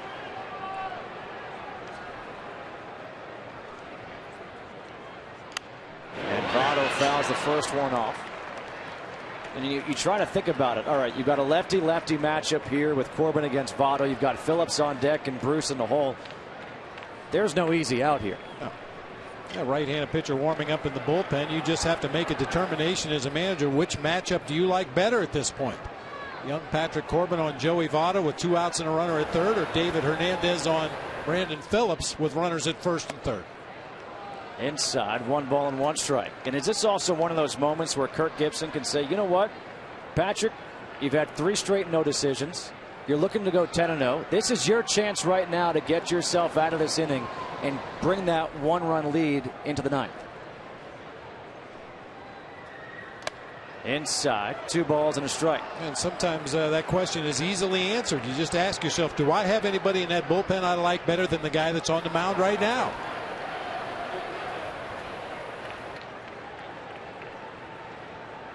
Not your typical Joey Votto numbers. 2 outs with runners in scoring position this year. 2-1 breaking ball, and talk about being fooled. You don't see Joey Votto bail out of a pitch like that very often. He's such a thinking man's hitter. He was probably looking fastball away right there. You could tell by his setup and his approach he was going to dive out there over the plate, try to drive a ball to the opposite field. And Patrick Corbin crossed him up with that breaking pitch. Tying run at third. 2 outs here in the 8th. Votto at the plate. The 2-2. In the dirt, nice block by Montero. We saw this in the ball game last night. We've seen it throughout Joey Votto's career. With 2 strikes, he really chokes up on that bat. Sometimes as much as an inch or an inch and a half up off the knob of the bat. Gives himself a little better bat control. He can wait a little bit longer on that 2-strike pitch. He's like a throwback.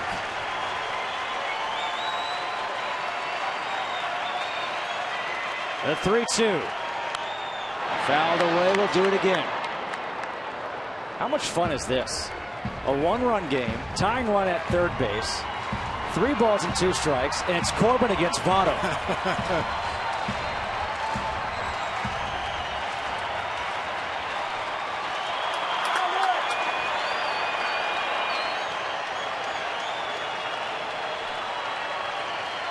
Another 3-2 from Corbin. Got him swinging.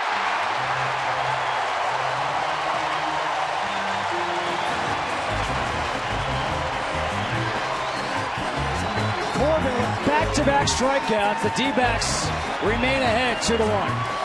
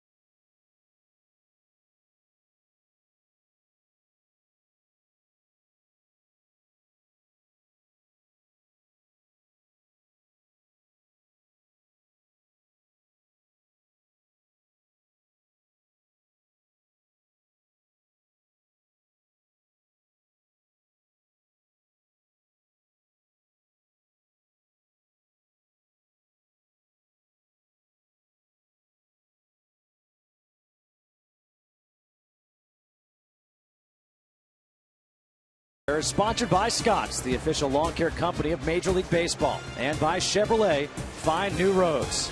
Didi Gregorius to face Mike Leake, leading off here in the 8th. And he takes the first pitch for a strike. Gregorius is 0 for 2. Ground out to the pitcher and a fly out to right. But how about the job that Patrick Corbin did to end that 8th inning? Struck out Chu and Votto with a runner on at third base. And now a sharp ground ball, diving stop by Frazier for the first out. 1 away, and now we're going to have a pinch hitter here, so Corbin's day is done. The pinch hitter will be Eric Hinsky.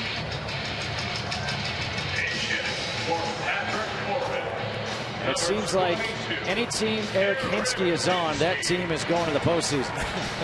Diamondbacks is certainly hoping that's the case. Hinsky 9 for 38 this year with a homer and 5 driven in off Kirk Gibson's bench. He's had 1 start this season at first base. Pretty tough to dislodge Paul Goldschmidt. Takes the first pitch, backdoor breaking ball for a strike, going 1.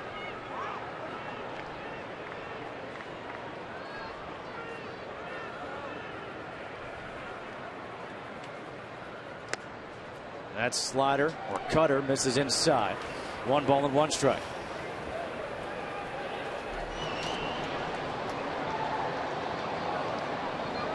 Heath Bell is warming up in the pen for the D-backs, the closer.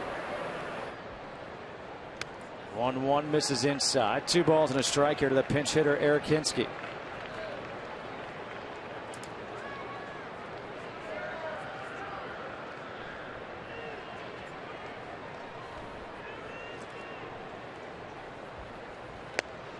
2-1 on the outside corner. Now 2 balls and 2 strikes.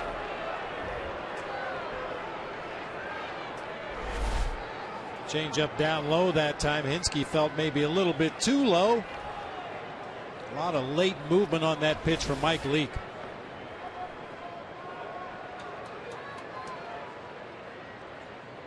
Two right back to Leake. Fields his position well, and there are 2 away. Tonight's Fox Sports 1 game summary presented by Fox Sports 1, America's new sports network, coming this August 17th. It has been a pitcher's duel. Mike Leake, Patrick Corbin, the 2 of them going toe-to-toe. The difference is Gerardo Parra with that 2-run home run in the 6th. Don't forget, if you joined us late, Mike Leake retired the first 17 batters that he faced. He had a perfect game through 5 2/3. Then a 2-out double by Corbin, followed by a 2-run home run by Parra. And now Parra tries to bunt for a base hit, and he will have it. How's that for versatility? A 2-run homer his last time up, now bunting for a base hit.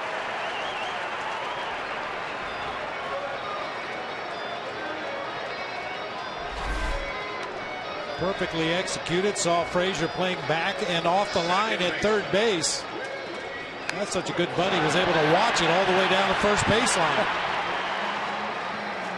Now the adventure starts for Gerardo Parra. 6 stolen bases on the season. He's been caught 9 times. I could not believe that when I saw the statistics. A number of them are broken hit and run plays where the hitter swung through the ball and Parra ran into an easy out at second base. But occasionally he'll run crazy on those bases. 6 for 15. That's not the percentage you want stealing bases. Bloomquist 0 for 3. Ground out to shortstop his last time up.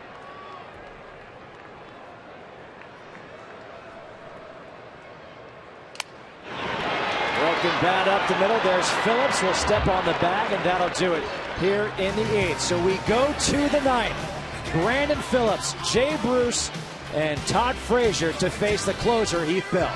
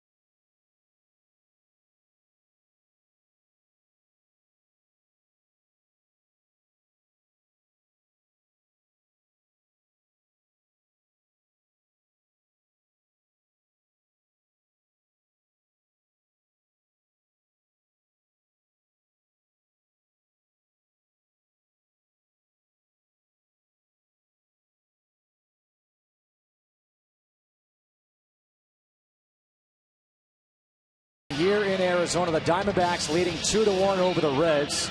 The closer, Heath Bell, is now into the game trying to pick up the save and get Patrick Corbin his 10th win of the season. You look at his numbers, 2-1, a 4.40 ERA, 13 saves and 15 opportunities.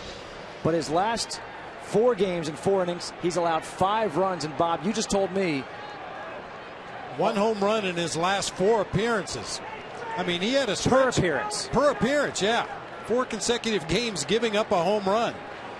I mean, it's been a real roller coaster for Heath Bell this year. He's been very, very good at times, had 9 straight scoreless outings, but then has allowed 5 runs in his last 4, including a home run in each one. And he has to face Brandon Phillips, Jay Bruce, and Todd Frazier. The Diamondbacks won last night 11-5. They've won 3 in a row. Brandon Phillips grounded into a fielder's choice to end the 6th, and a great play by Martin Prado.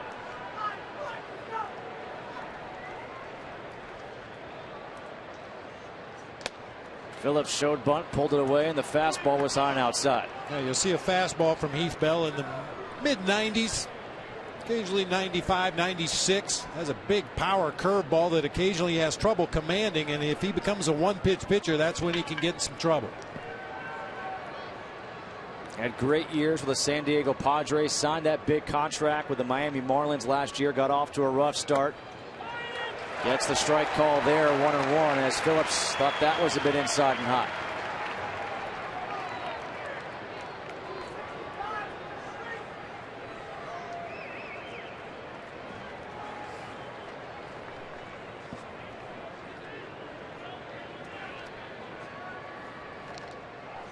Phillips trying to get a bunt down, and Montero will pick it up in foul territory.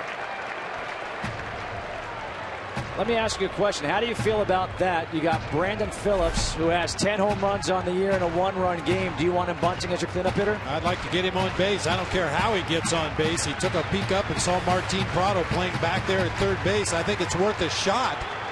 At this point, Dusty Baker just wants a base runner. 1 ball, 2 strikes. The count here to Phillips, leading off the top of the 9th inning. Brandon Phillips' lifetime 1 for 7 against Heath Bell, has grounded into a double play in each of his last 2 at-bats. Not a worry here leading off the inning, but with that kind of history, maybe Brandon Phillips figured that was his best chance to get on base. 1-2, fouled back. Tune in tomorrow on Fox Sports Ohio and Fox Sports Arizona for the final game of this series. Coverage starts at 3:30 p.m. Eastern on Fox Sports Ohio and 12:30 p.m. on Fox Sports Arizona. Matt Latos against Randall Delgado. Who knows? It could be the D-backs going for the sweep. It could be the rubber game of this 3-game series.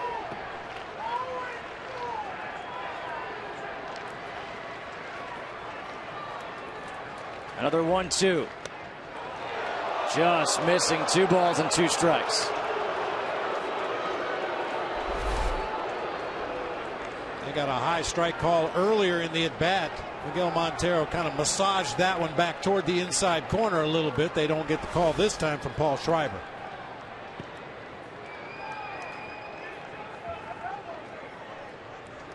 The 2-2 from Bell.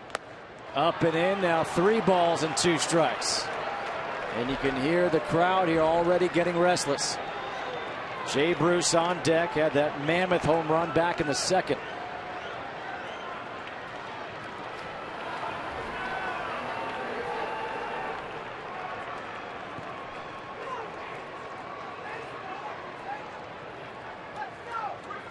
Three-2 fouled straight back. That's a good swing and a cut by Brandon Phillips.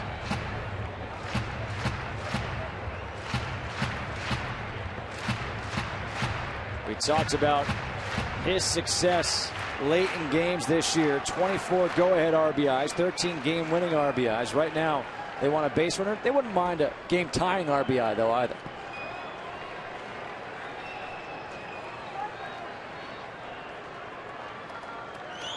Three-two, popped up, down the first base line, into the seats. We'll do it again.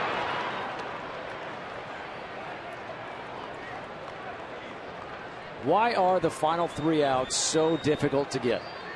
Because the other team doesn't want to make them. If you could just get the other team to cooperate, it'd be a piece of cake. I think a lot of it has to do with the closers around baseball are so well scouted. You see more of them as the season progresses. Obviously, you have a lot of video scouting available.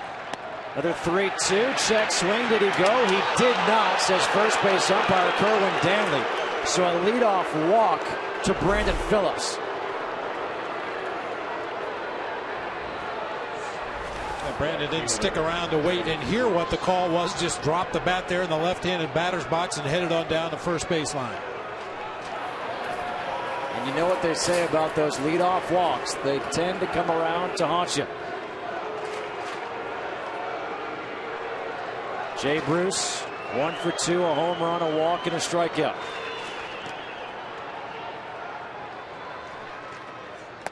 Big swing. No balls and 1 strike. He was looking for home run number 18 on the year.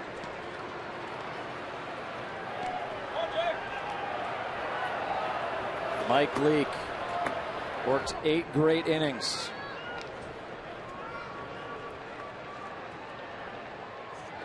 Down low in the dirt, 1 ball and 1 strike.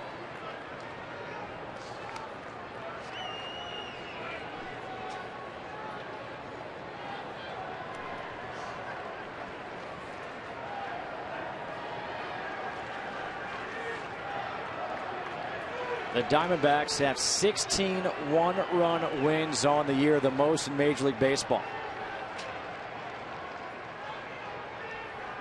Bill steps off. Look at these numbers, some late inning drama for the D-backs. 8-2 in extra innings this season. They're only 1 game over 500 if you take out the extra inning games. 1-1 breaking ball. And it's now 2 balls and a strike.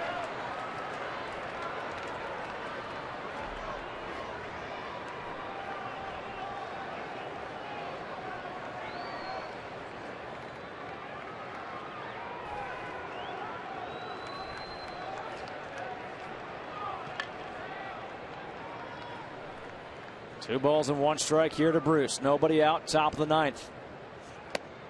Inside, check swing, no appeal, 3-1 now. All right, so if you're Jay Bruce, are you just sitting dead red and just trying to unleash one? I think that's what Jay Bruce pretty much does every pitch. You mentioned looking for his 18th home run. Heath Bell looking for his 90th strikeout of the season. Bruce hit one off the scoreboard back in the 2nd. The 3-1. Got a piece, 3-2. This was back in the 2nd inning. One of the very rare mistakes that Patrick Corbin made in this game. Left a fastball up and out over the plate.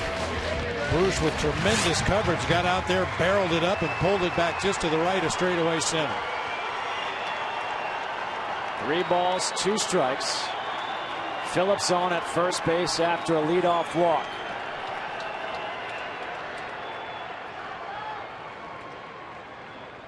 The payoff pitch. Bruce again to right center field. He does it again.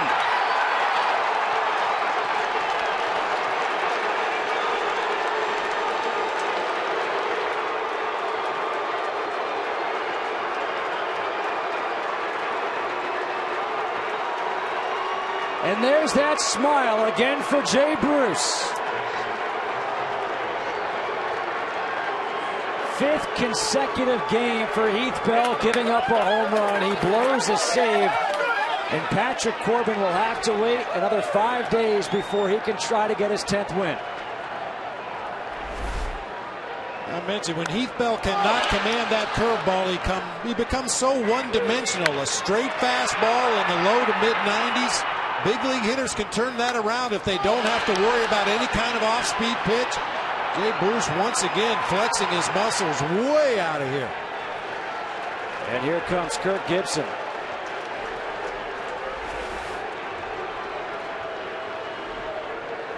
Patrick Corbin will head back to the clubhouse. Not smiling. Jay Bruce is smiling. Heath Bell, a leadoff walk, a 2-run homer to Bruce. A new pitcher coming in, and Cincinnati leads by 1.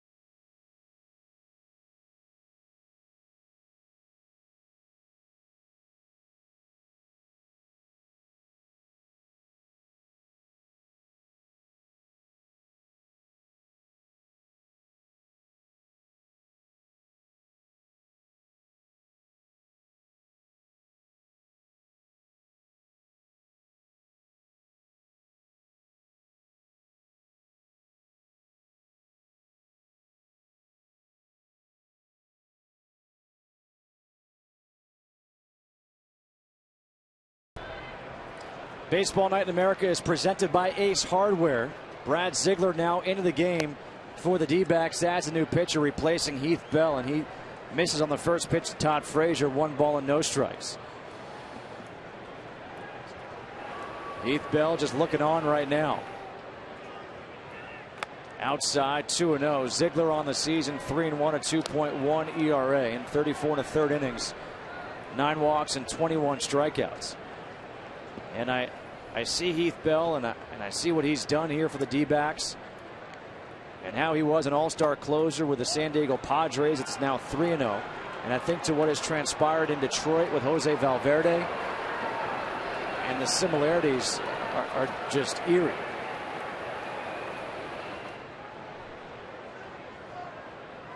Outside, a 4-pitch walk to Frazier. Jay Bruce on a 3-2 pitch did this. Couldn't put it on a tee any better than that. Straight as a string, 4-seam fastball, middle of the plate. Patrick Corbin has to wonder what he needs to do to pick up that 10th victory of the season. That's 4 straight no decisions for Patrick Corbin. And it's not as if he's pitched poorly in those last 4 starts. 7 1/3 against San Francisco, and now the runner goes, and it's off the glove of Gregorius. They had him picked off. Frazier into second base.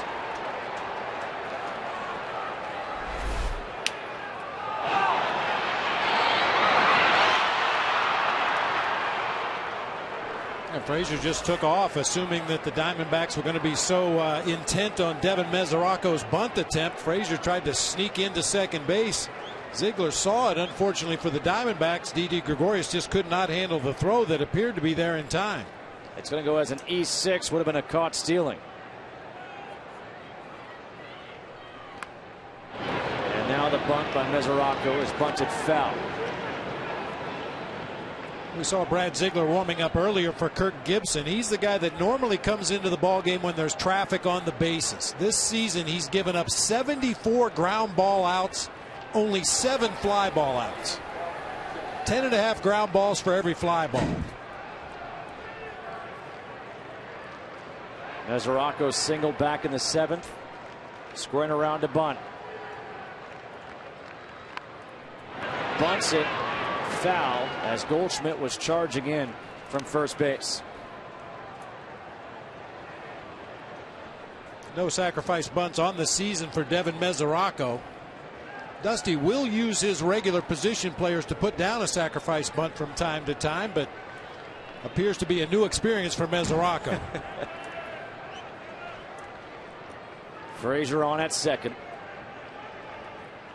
Still nobody out here, top of the 9th inning. 2 runs and the 2-run home run by Jay Bruce. That is fouled off, stays 0-2. In case you're wondering, yep, he's now throwing in the bullpen. Aroldis Chapman, how fast will we see him throw? Will he make it up to 104? It's 108 outside.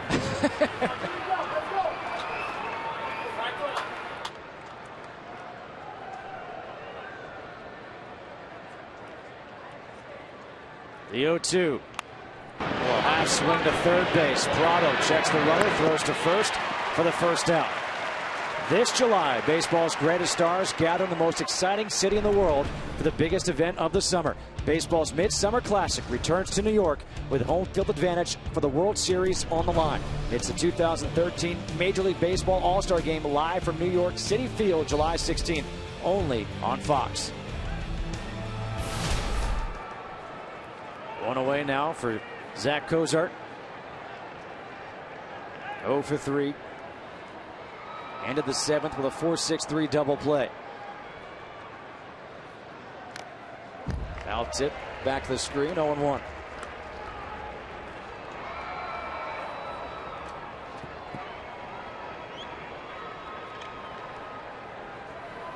Heath Bell still looking on after giving up that leadoff walk and the 2-run homer. And we said those leadoff walks tend to haunt you. It certainly has here for the D-backs. Ground ball to shortstop. Gregorius to first. A good break there by Frazier. Getting to third base now with 2 outs, and the pinch hitter coming up. The pinch hitter will be Jack Hanahan. Pinch hitting for Mike Leake. Hanahan to pinch hit for Mike Leake. Jack Hanahan.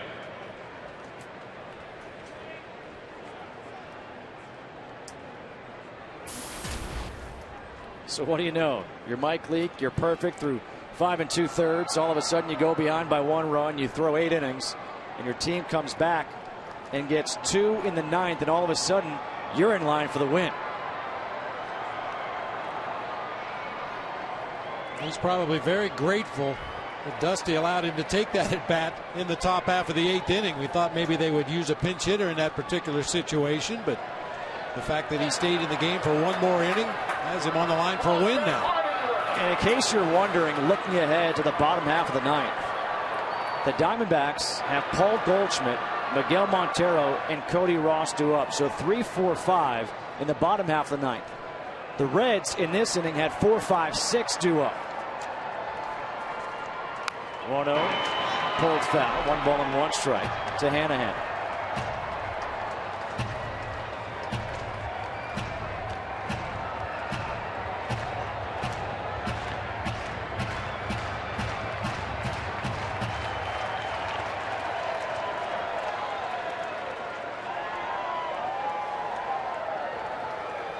Ziegler's 1-1.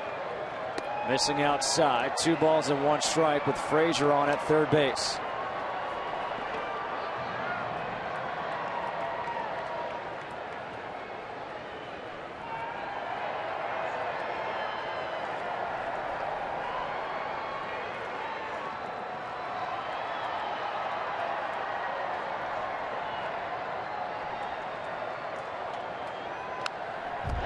Watch out. Derek Robinson in the on-deck circle has to run out of the way of that flying bat.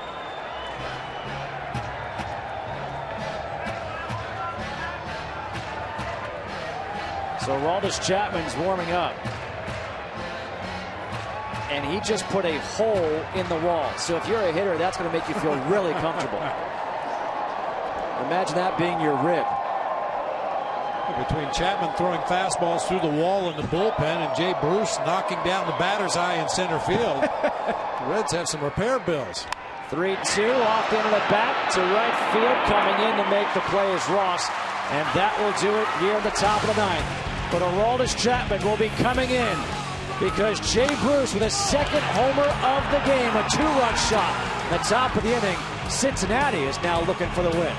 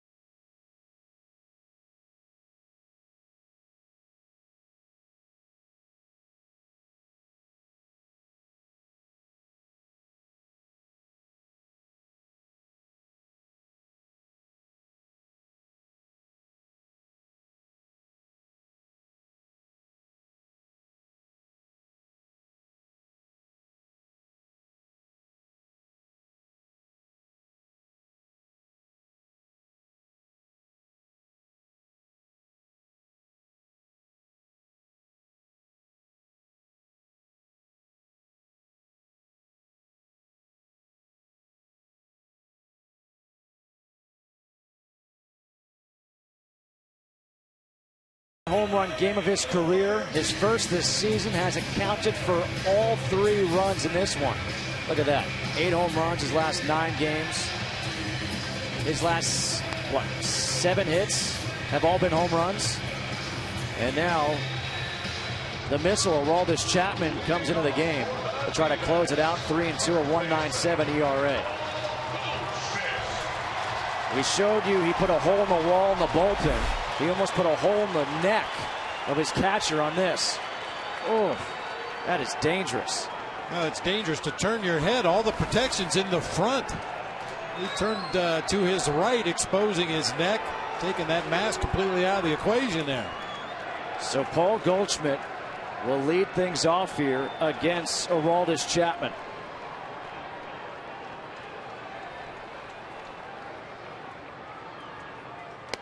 And the first pitch, he took it easy at 99. Change up. It's a get me over pitch.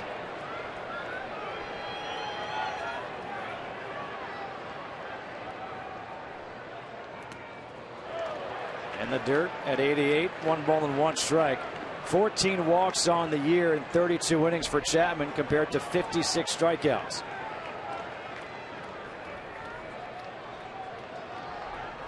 Goldschmidt's 0 for 3 in this one.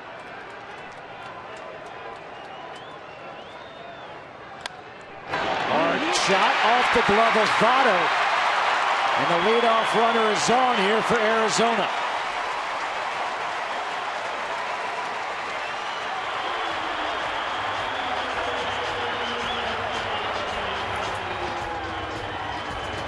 Goldschmidt had to get up on his toes to tomahawk that high fastball. On the glove side to Joey Votto, not an easy play, but a play we've seen him make a million times. Just sneaks underneath the glove into shallow right field. Diamondbacks have the leadoff man on. It is a hit for Goldschmidt. And now Montero, the lefty, to face the lefty Chapman. Are you trying to bunt here? I don't think so. Gibby doesn't like to give up outs, although against Aroldis Chapman, everything changes. Not easy to hit, not easy to bunt against. That hit by Paul Goldschmidt, the infield hit under the glove of Joey Votto, was the first hit that the Diamondbacks' entire roster has had against Aroldis Chapman. 14 previous at-bats, 7 strikeouts. The only man to reach was a Jason Kubel walk. And that first pitch was at 101. Throw over to first. Well, that's a good idea by the Reds. Among his other talents, Paul Goldschmidt can steal a base when you need him to. 18 of them last year. 6 of 7 this year for Goldschmidt. Bottom half of the 9th inning. Justin Kutcher alongside Bob Brenly here as the Reds trying for the come from behind victory. Big swing by Montero. 1-1. I know people say it, that if it's straight, you can hit it. But when it's over 100 miles per hour, is that still true? It's still true. I've seen guys turn around 100, 101, 102. It's unbelievable. The common mistake most hitters make is they feel they have to swing as hard as you're throwing. Gets away from Mesoraco. Down to second goes Goldschmidt. That's a wild pitch against Chapman.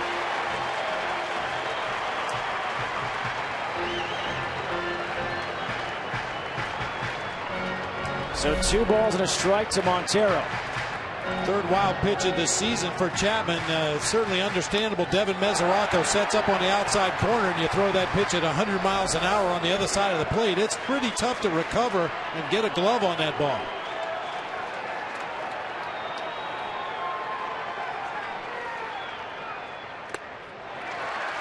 Inside now, 3-1.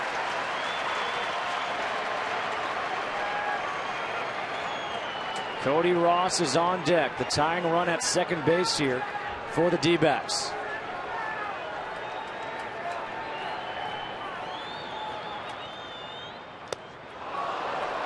Big swing there by Montero, and now it's 3-2. And at this point, if you're a hitter for the D-backs, you're just trying for a base hit, tie this game up. Once again, not easy to do against triple digits, but Montero would like to move that ball to the right side of the field somehow. get Goldschmidt to third base with 1 out in the inning. Foul back, stays 3-2. I'm almost surprised at Zach Cozart at shortstop, how far up the middle he's shaded. When you've got a guy who throws as hard as Chapman, a lefty at the plate, you'd think he'd kind of spray that ball to left field. Well, the Reds, like every other club in the major league, spend a lot of time looking at spray charts and against guys who throw hard, against soft tossers, and apparently that's where they feel he's best positioned against Miguel Montero, even against a guy throwing over 100 miles an hour. Another 3-2. In the dirt, ball 4. Good at bat by Montero, first and second. Nobody out, and coming up is Cody Ross. This was Wednesday. Cody Ross in the 8th inning against the Marlins. A 3-run home run that turned out to be the game winner as the D-backs won 3-1.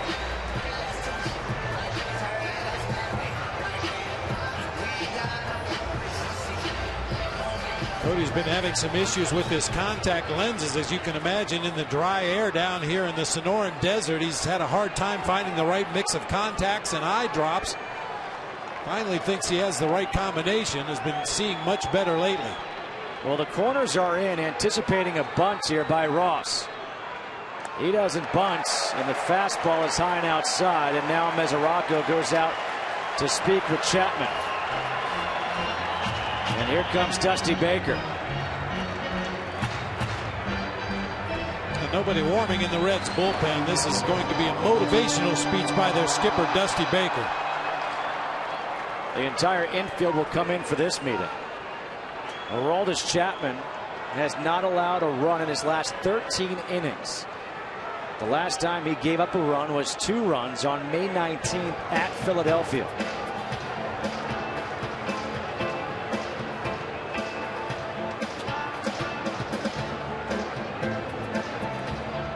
We talked about the late inning drama for the Diamondbacks earlier. How about the drama for both these teams? The bullpen was supposed to be a strength for the Reds, but they have 7 losses after leading in the 7th inning or later this year. Conversely, the Diamondbacks have 10 wins after trailing in the 7th inning or later this year. And it's 1 ball and no strikes to Cody Ross with runners on first and second and nobody out. And the infield has pushed back as Dusty Baker does not anticipate a bunt here by Cody Ross.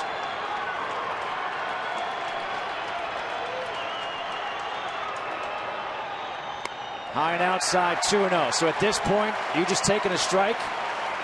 Yeah, you would think so. I mean, you know, Gibby likes to turn his hitters loose 3-0. I'm sure he wants to turn Cody Ross loose 2-0 right here. But once again, Aroldis Chapman is a different cat. You can end up chasing a bad pitch. He's having trouble finding the strike zone right now. Everything up and away to the right-handed hitters. He swings away on 2-0 and fouls it back out of play.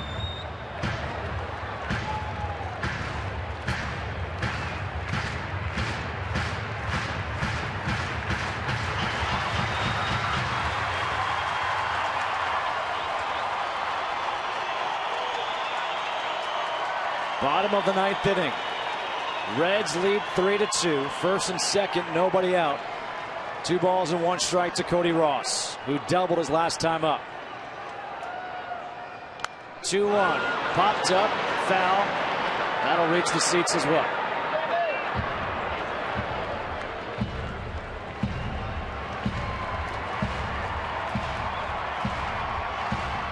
And as quiet as the crowd got after the Jay Bruce 2-run homer in the top of the 9th inning, all of a sudden they're getting back into it.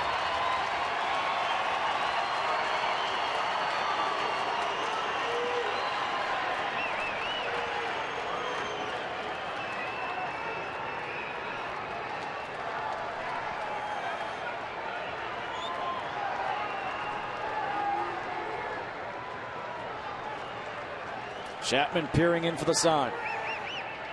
The 2-2. Low and outside. 3 balls and 2 strikes.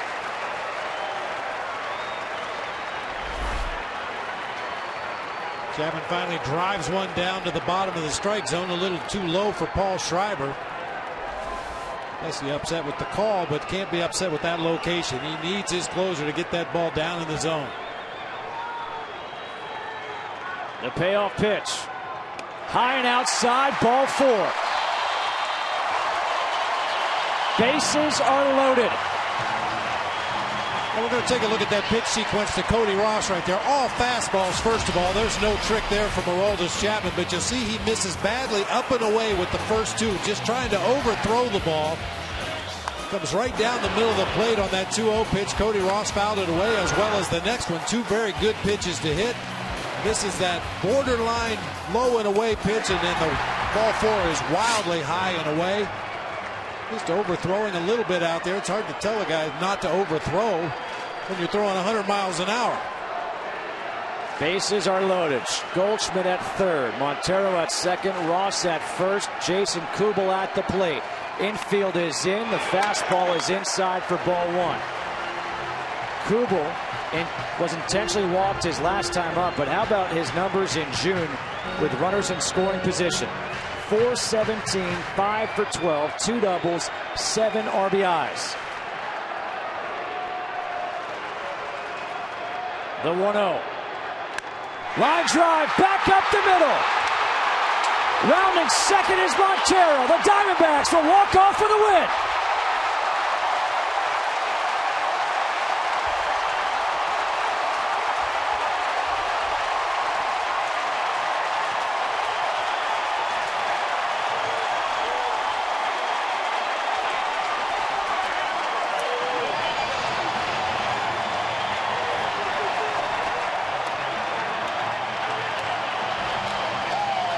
Jason Kubel does it again here in the month of June. And they do it against Aroldis Chapman without getting an out.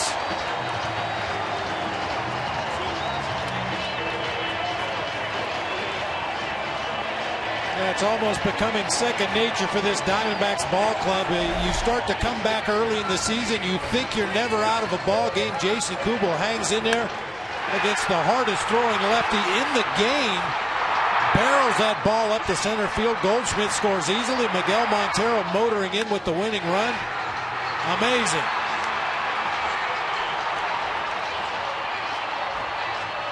We told you both teams had late innings drama this year, and they lived up to it in this one.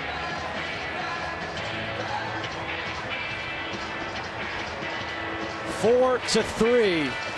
Arizona comes back against Aroldis Chapman to beat the Cincinnati Reds. And we are joined by the hitting hero for the D-backs, Jason Kubel. Jason, congratulations.